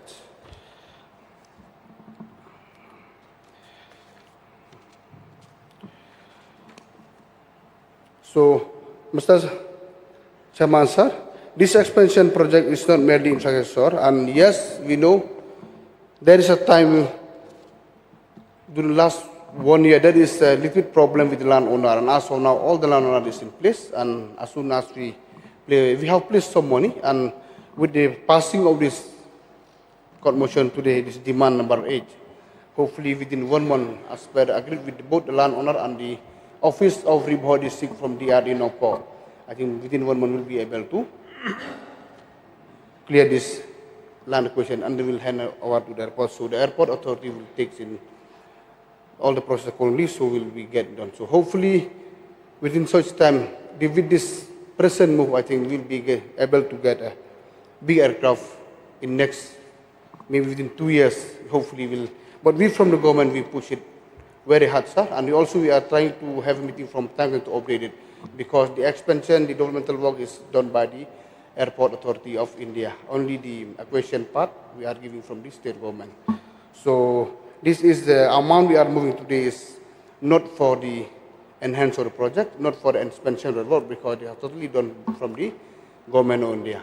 So therefore, I request the honourable member to withdraw this court motion so that we'll be able to pass this grant number 8. With this few words, I resume my seat. I know the mind of the mover as to whether you will withdraw the court motion or not. Mr. Chairman, sir, before the mover expresses his mind, I'd like to get a clarification from the minister in charge, because the reply is not inconsistent. It is quite in deviation of the explanatory notes. Therefore, it becomes very difficult for us to actually, because the reply, if we go by the explanatory notes, the explanatory note says that during the financial year 2025-26, there is a budget provision of rupees 15 crore under the head of account 5053 capital outlay on civil aviation state schemes, 02 airports, 102 aerodromes, 03 was provided by way of advance from contingency fund, wide sanction number, etc., dated 9/7/2025, project ID 292322 for payment of construction, setting up of submission of revised estimates for the expansion of runway and isolation bay of the Shillong Airport, Umroi. So whether it is for the land acquisition or for the construction? For the land acquisition, sir. Then it is not clear. The explanatory note should have indicated that for this purpose the land acquisition is required, therefore the money is required. Therefore we were dwelling on other aspect. Now therefore, I would like to, through you, Mr. Chairman, sir, departments must be aware that whatever is reflected in the explanatory note in respect of SD is the only areas where we can deliberate and discuss and draw the attention of our government.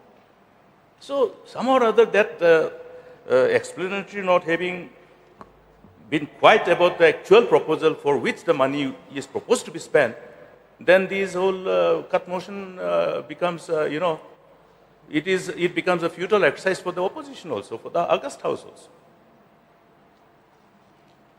I think usually when we sign every demand as ministers, we always look at the explanatory note, because sometimes the department may have some, goof off.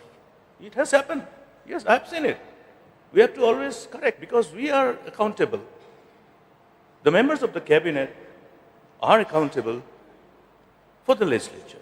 Therefore, I think the minister should take action and pull up the officers why this whole explanatory note was not properly done, not inconsistent with the rules and procedure and conduct of business. And therefore, the parcel of land, now in absence of the available parcel of land, there is one circular from Ministry of Finance, Government of India, that unless there is a possession of land with the authorities concerned in respect of implementation of any project, unless the whole land acquisition process is completed and is under possession of the authorities concerned or government otherwise, no tender should be floated. Yes. Because then this whole process of tender, closure of tender, then subsequent delay due to delay in acquisition will be justified by the contractor to claim, that revised estimate. That is how the modus operandi works. Therefore, it has to be avoided under all circumstances. If this is not done, then it will amount to not protecting the interests of the state. And not protecting the interests of the state is a crime. Read the judgment of the Honorable Supreme Court. So therefore, I think it would be only in the fitness of things, unless the whole acquisition of the land is completed, there should not be any tendering. Mr. Speaker, sir, and Mr. Chairman, sir, we will ensure, sir, that explanatory note are more clear in future, and why the tender has been called while we are process for the land acquisition, because we are getting the working permission has been obtained from the Ministry of Civil Aviation. That is the reason, sir. I would like to clarify for that. We are meeting with India. Mr. Chairman, sir, we heard the minister well. There is also another parcel of land which is with the defense. Have you been able to get the land? Has the land been already transferred? Is it in the possession? These are issues. So kindly look at this and let us not fall into a trap. If there is a delay because of that, how will we then get out of the mess that will be created, which is preventable? Point is noted, Mr. Speaker, sir. Now, may I know the mind of the mover as to whether you will withdraw the cut motion or not? Mr. Chairman, sir, first of all, I would like to thank Honorable Deputy Chief Minister, sir, for his reply and assurances to the House that everything best will be done. And with this, I withdraw my motion. Now, since the mover has withdrawn the cut motion, now let me put the question before the House. The question is that grant number 6 be passed. Those who are for the motion say aye. Those who are against say no. The ayes have it, the motion is carried, and grant number 6 is passed.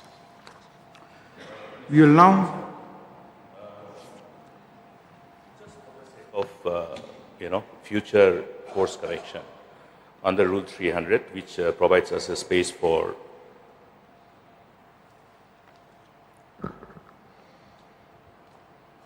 raising a point of order. It is necessary to understand that any withholding of information in this kind of thing amounts to misleading the House. That amounts to breach of privilege of the House. So this may be always kept in mind. Okay. So now we will come up to grant number 6. Shri Alexander Lalu Hek, Minister in charge, to move, please. Sir, the grant number 7, if I'm not wrong. Sir. Grant number 7, I stand corrected. Chairman, sir, on the recommendations of the Governor, I beg, sir, to move that an additional amount of rupees 37,50,716 be granted to the Minister in charge to defray certain charges which will come in the course of payment during the year ending 31st March 2026 for the administrations of Head 2013 Councils of Ministers, 2052 Secretariat General Services, 2251 Secretariat Social Services, 3451 Secretariat Economic and Services, 5275 Capital Outlay and the other communication services. Motion move. Since there is no cut motion against this grant, let me put the question before the House. The question is that grant number 7 be passed. Those who are for the motion say aye. Those who are against say no. The ayes have it. The ayes have it. The motion is carried, and grant number 7 is passed. We will now take up grant number 8. Shri President Tensong, Deputy Chief Minister in charge, to move, please. Mr. Chairman, sir, on the recommendation of the Governor, I beg, sir, to move that an additional amount of rupees 3 crores 32 lakhs 13,000 be granted to the Minister in charge to defray certain charges which will come in the course of payment during the year ending 31st March 2026 for the administration of heads 2055 Police, 2070 Other Administration Services, 2216 Housing, 4055 Capital Outlay on Police, 4059 Capital Outlay on Public Works, 4216 Capital Outlay on Housing, 4552 Capital Outlay on Northeastern areas. Motion move. Now there is one cut motion against this grant tabled by Shri Rupa M. Marak MLA and Dr. Mizanur R. Kazi MLA. Any one of you may kindly move, please. Thank you, Mr. Chairman, sir. I beg to move that the total provision of rupees 3 crores 32 lakhs 13,000 supplementary demand number 8 head 2070 other administration services at page 14 of list of supplementary demands be reduced by rupees 100. That is the amount of the whole supplementary demand of rupees 3 crores 32,000 or 32 lakhs 13,000 do stands reduced by rupees 100. Motion move. Now you may initiate discussion. Thank you, Mr. Chairman, sir. This department relates to the police department, which holds a very significant role in the administration of the government and for keeping the law and order and bringing peace to the people. So what I want to discuss, what I want to speak in this cut motion is whatever I have observed in the explanatory notes provided in the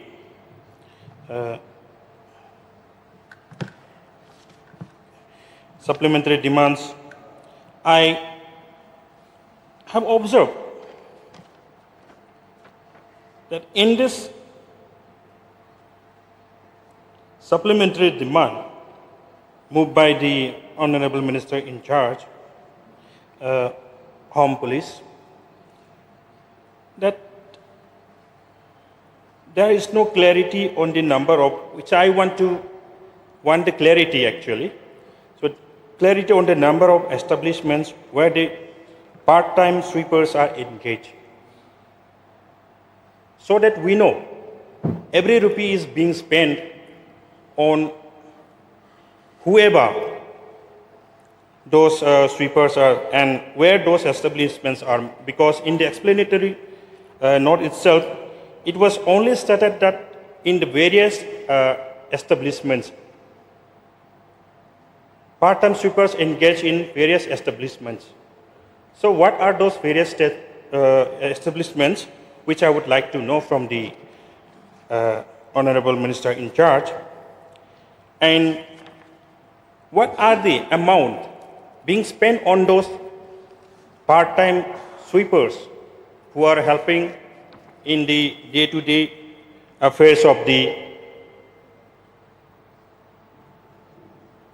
departmental offices. And there is also no clarity on the word which I would like to seek clarity from the Honorable Minister in charge. That in the explanatory note, it was stated that pending liabilities, the word which is used as pending liabilities, what are those liabilities which is available with the SP, Fire and Emergency, Eastern and Western Range, and and would like to know that what is the pending liabilities for which the expenditure is being required. See, speaking about the liabilities, when I was a small young boy, it is still there. Sometimes it breaks down on the way when something emergency arises, fire incidents arises. So this type of liabilities are there, which needs to be looked into seriously. Because in the summer seasons, we used to get lots of fire incidents in our area, not only in our area, everywhere. Since I come from Garo Hills, I have seen in Garo Hills region, the vehicles which is being used by the fire and emergency services are outdated. Sometimes they cannot reach on time to address to the situation in which people are. So these are my concerns, and which I would like to seek from the Honorable Minister in charge. With this submission, I resume my seat. Thank you. Dr. Kazi, can you take the floor? Mr. Chairman, sir, I also rise to support the motion moved by Shri Rupa M. Marak, Honorable MLA from Dadangiri. I have gone through the notes in the explanatory section, and what I could see that this amount is required for additional payments of this additional pending payments of this fire servicemen. Here I want to highlight one thing, that these servicemen, they are the backbone of our state's essential services. You know, we depend a lot on them for our safety. Yet, every time we see that supplementary demands are coming up to meet or to cover their arrears or pending salaries. What is the reason for this? Why don't we do it in such a way that, you know, we plan it in such a way that this additional supplementary demands are not required to meet their expenses. You know, because of these additional supplementary demands, sometimes their payments are delayed. Their morals become, you know, low. We cannot expect the type of service we want from them. These are the things that happens. So I think it's my humble suggestion that these frontline workers, they should not suffer because of the due because of their due which they are to get in terms of the salary. We need not have to wait for supplementary demands. Their wages and other things should be planned before time in the annual budget, so that such a situation does not arise again and again. With this suggestion, I resume my seat. Thank you, Mr. Chairman. Leader of Opposition, can you take the floor? Mr. Chairman, sir, I rise to support this cut motion, tabled jointly by Honorable Member from Dadangri, Sri Rupa M. Marak, MLA, and our Honorable Member from Rajabala, Dr. Mizanur Rahman Kaji. I want to be brief. The movers have already articulated in the right perspective to draw the attention of the government in this regard. Now, the issue here is the pending wages under protection and control of fire service stations. Now, how trained are our men and women in fire service is always a matter of concern. We need to further strengthen our whole fire service and emergency service system. We have seen instances where we were found in deficiency. So certain auditing and based on the kind of more frequency of challenges that we are confronted by, I think we'll have to somehow look at this organization in a right perspective, and whatever is needed must be taken up as a measure to strengthen this particular sector. Because disaster keeps on striking. We can't presume or assume when the disaster will strike. And at the same time, please also let us remember that there has been changes in building bylaws. So the height of the total building, ground plus 3 has become ground plus 5, all these, and again in the hilly terrain, accessibility. So all these building bylaws and clearances, all these things have to be somehow synchronized in a manner so that the men who are engaged with this whole fighting against these disasters somehow are not confronted by unnecessary hurdles because of other constraints which is created. And at the same time, the equipments that were already with us, old ones, you may need more money, but I think there is no way out, there is no other excuse. We have to look at how we can have much more modern, more equipped fire service system, because otherwise we see the lives of these men and women who are on the ground zero to deal with this kind of disaster. Their lives are pushed to lots of risks. I have personally seen recently in Tura when how the men and women were trying to somehow fight the fire incident were subjected to that kind of challenges. So I think Minister must be aware of, Deputy CM in charge must be aware of all these things. And I only would like to draw the attention to further reinforce our concern and see that this is taken as a priority. And at the same time, rather than engaging on a volunteer basis, solid, robust training is required for them. That is not yet done. We are almost like borrowing the manpower on a need-based basis. But these kind of challenges when dealing with the disaster of this nature requires all the necessary training with which they must be equipped with. Therefore, this is one part which the government should examine. We have come a long way and we have done whatever we could, but then it's time now to see that challenges are becoming more and more reality, and therefore the need to strengthen with all the necessary measures which is required to see that we have an effective and capable, robust firefighting system put in place. Thank you, Mr. Chairman. Thank you. I will now call the Deputy Chief Minister in charge to reply, please. Mr. Chairman, sir, at the outset, I am so thankful to the honorable members, Mr. Rupa M. Marak and Dr. Mijanur R. Kaji, MLAs, for jointly move this motion.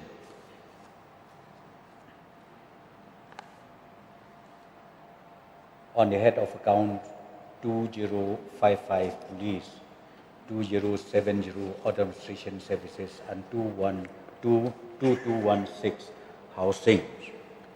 And I'm also thankful to our Honorable LO, Dr. Mukul Sangma, for his submission, which is very, very important for the department, how to upscaling the skill of the existing staff that we are having right now.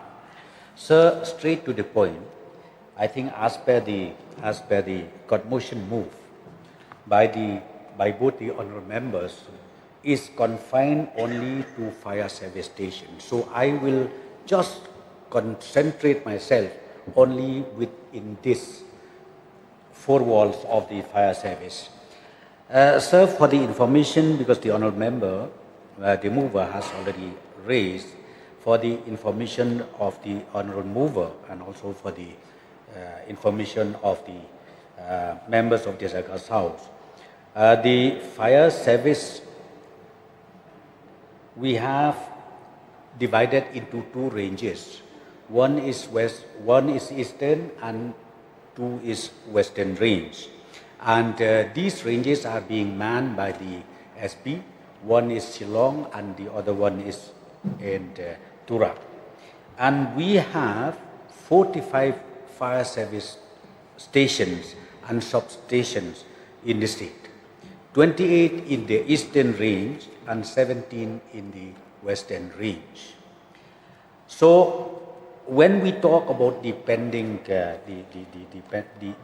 wages, the wages has to be cleared due to the engagement of those daily or contractual wages which is engaged in different stations, in different substations. So therefore, we ultimately found out that there are shortage from the provision of the budget last passed. When we do that, sir, it does not mean that we does not pay their wages regularly. In fact, we are paying, but there are cases sometimes where we have to ultimately go and get the temporary arrangement as ACF, we call it Advance from Contingency Fund, to meet this monthly requirement of our poor people who work, who we engage in these respective stations and then substations too. But ultimately, because the session is held twice a year, March and autumn session, then we have already calculated, ultimately from the department, we found out that we need to again move for SD so that the requirement is not at all disturbed for the next remaining quarters of the financial year. So because of that, we move this SD, and this SD is also meant for the entire current financial year. So then point number two, sir. Point number two, as mentioned by the Honorable LO.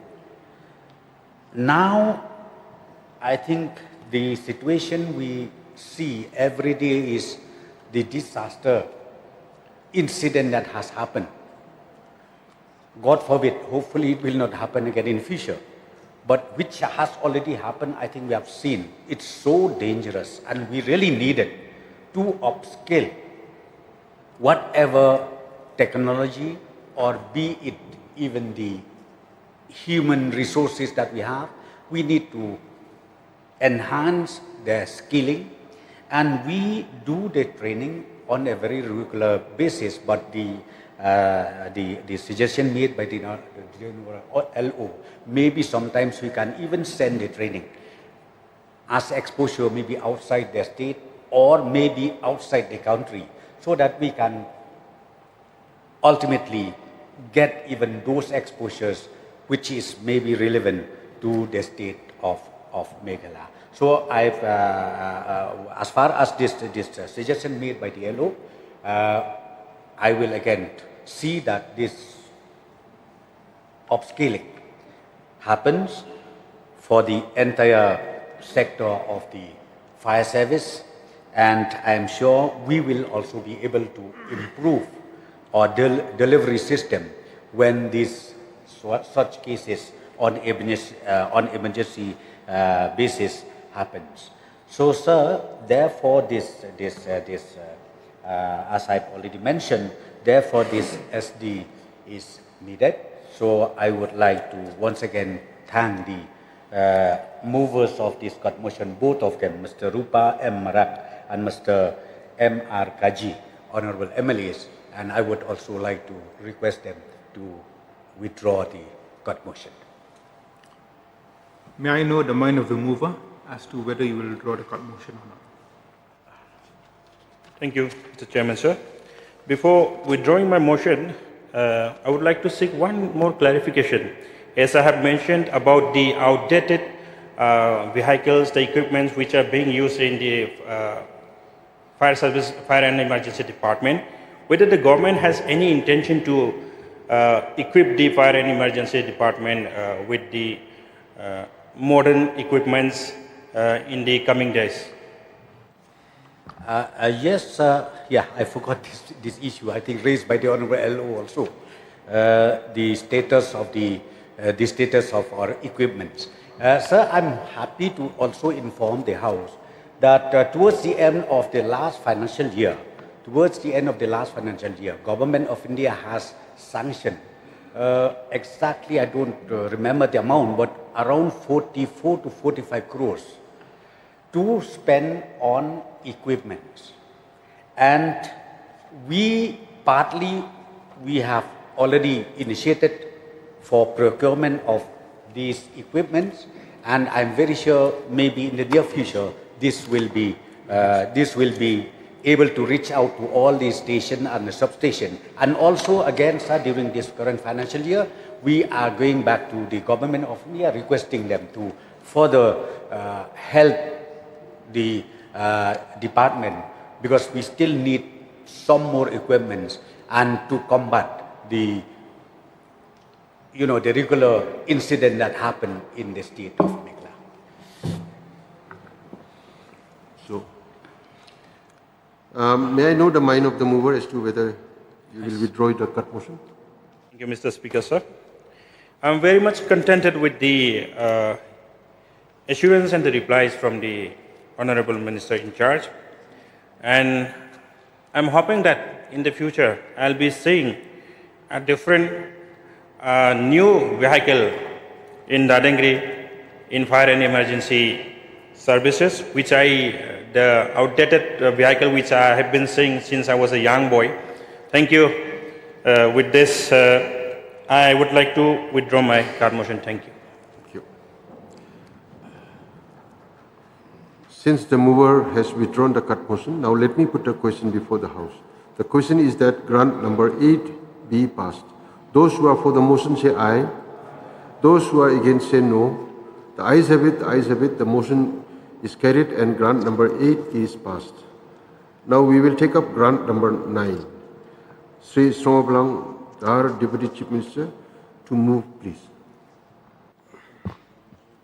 Mr. Speaker, sir, on the recommendation of the Governor, I beg, sir, to move that an additional amount of rupees 5 crore 31,91,230 be granted to the Minister in charge to defray certain charges which will come in the course of payment during the year ending the 31st March 2026 for the administrations of the head 2056 jail, 4059 capital outlay on public work.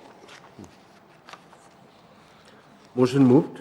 Since there is no cut motion against this grant, let me put the question before the House. The question is that grant number 9 be passed. Those who are for the motion say aye. Those who are against say no. The ayes have it, the ayes have it. The motion is carried and grant number 9 is passed. Now we will take up grant number 10. Sri Preston Tungsong, Deputy Chief Minister in charge, to move, please.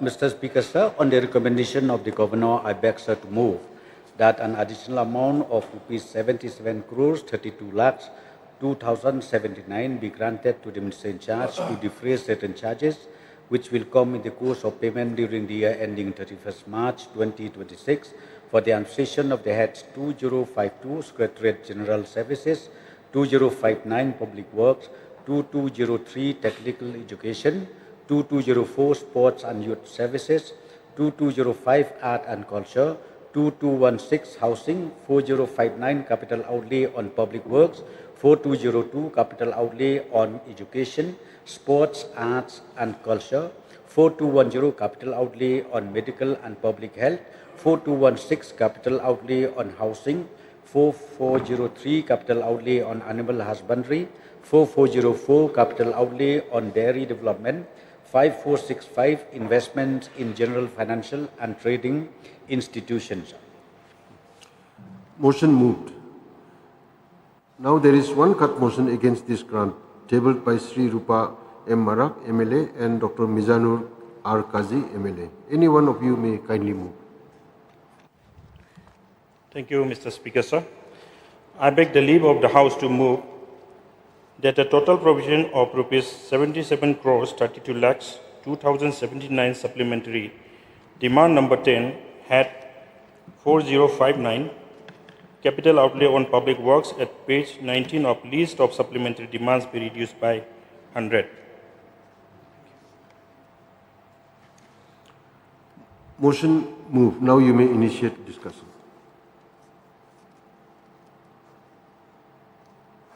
Thank you, Mr. Speaker, sir, for allowing me to move the motion. We have seen that the PWD building division is involved in constructing different buildings, which means for officials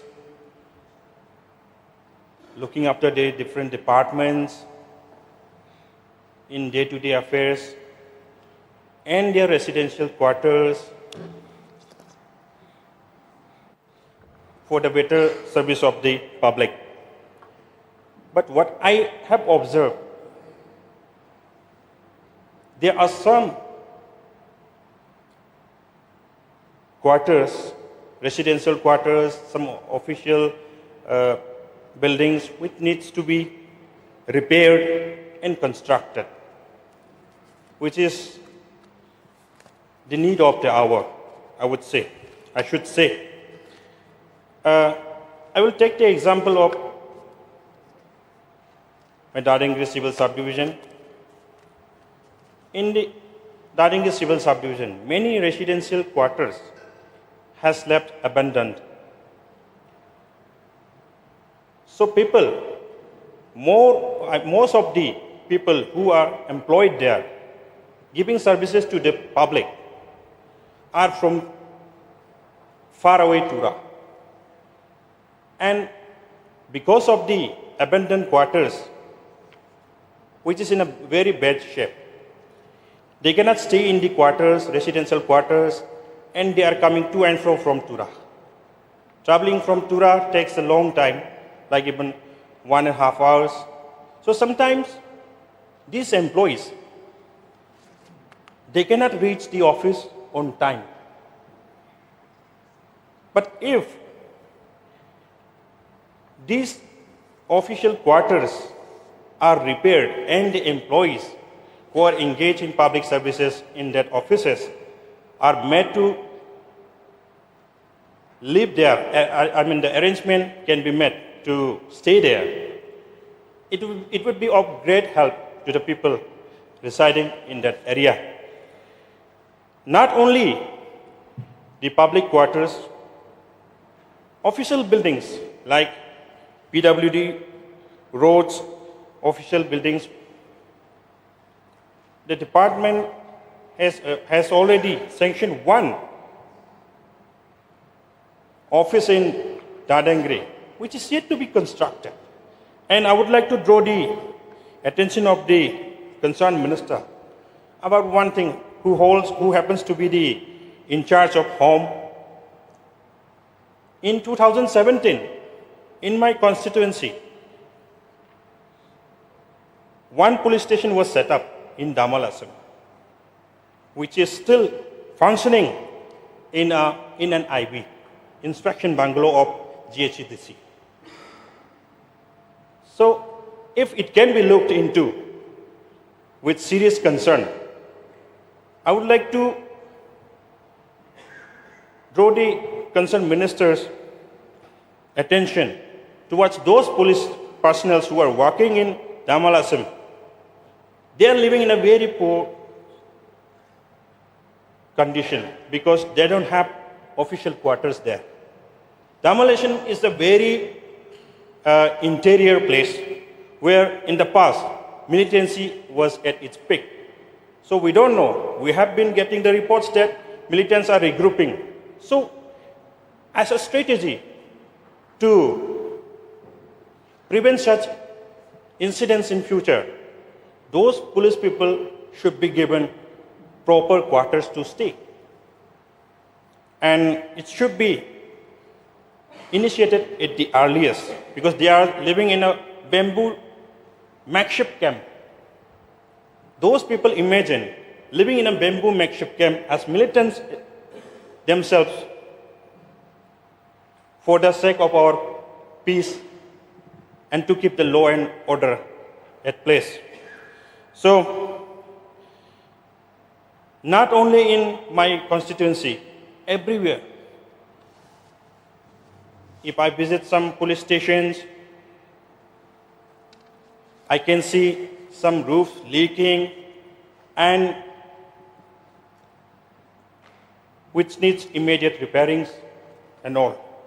So these are some concerns which I would like to put forward to the concerned minister to look into it. And about the Meghalaya houses, I don't know about Meghalaya houses like Mumbai and that Vellore thing, but I used to be in Guwahati. Recently, it has been renovated. I can see all the paintings, new paintings being made. But what I see when I went inside, the closet handles are broken. What type of repairing works are going on? So, to see all this, I'll be happy if the concerned minister takes a note of this and take necessary steps. So these are the few concerns which I would like to put forward to the concerned minister to look into this matter with a serious concern. And with this few submission, I would like to resume my seat. Thank you. Anyone want to discuss? Yes, please. Mr. Speaker, sir, I rise to support this cut motion. I want to be brief because this whole demand revolves around paying the bills also in respect of various works taken up by the department. Now, grievances are there, grievances of the contractors. That some contractors have not received their pending bills for a long, long time, whereas some contractors are receiving bills on a regular basis. So this matter has been one of the grievances of many of our contractors. We are all aware that we are trying to encourage entrepreneurship, and our people are not entrepreneur inherently. We have to motivate people. Otherwise, they look at the white-collar job only. That is the biggest challenge. Therefore, somebody's success story will be an inspiration and motivation for others to emulate. Now, if I do not get my bill on time, I'm not flushed with money. I don't have surplus investable reserve. Therefore, what happens? He gives up. And this is what we have seen. In fact, recently, one gentleman met me. He was a very, I must say, successful contractor. So how is everything? He said, now I have given up my contract works because works are not given. Only few are getting. It is only appropriate for me, therefore, to bring this to the notice of the Honorable Deputy CM. Let us do justice to everybody. Let these whole avenues be utilized, weaponized to encourage our people to become entrepreneurs. Therefore, with these few words only, because I met many women, some are widows in Tura, just 2 months back, whose pending bills are huge. Huge for them. But for the government, it is nothing. 2 lakh, 3 lakh, 4 lakh, 5 lakh. For the last 5, 6 years, 7 years, 10 years. So we always have this problem. We always have this problem of pending liability. But when we are making payment, the officers must be directed to ensure that they take cognizance of all those who are eligible to get their payment for works done. Otherwise, it amounts to favoritism. Any action of the officers which can be proven as an act of favoritism is punishable. It's an offense under the Prevention of Corruption Act 1988. Therefore, I think it is necessary that we send a message let us do justice. Let this whole exercise of the government be an enabling environment for encouraging our people. Let people be, given the kind of hope, and let us do justice. Purpose of justice is not something which we should practice, because we are warned not to practice purpose of justice. So with these few words, Mr. Speaker, sir, I hope government will take cognizance of this very serious concern which involves our people and take measures which is corrective in nature. Thank you, Mr. Speaker, sir. With these few words, I resume my seat. Now I will call upon the Deputy Chief Minister in charge to reply, please. Mr. Speaker, sir, once again, I am so thankful to the Honourable Mover of this motion, again jointly moved by Mr. Rupa M. Marak and Dr. Kaji, MLA, and also the Honourable LO, Dr. Mukul Sangma, who participated in this motion and who also made a submission, a suggestion to the department and to the government as a whole. Thank you so much. And sir, straight to the point, as raised by the Honourable Mover.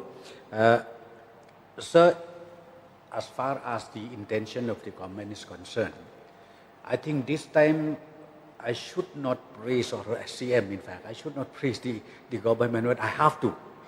Please don't mind. Honourable LO, I think we have to. See, we have taken quite beautiful initiative.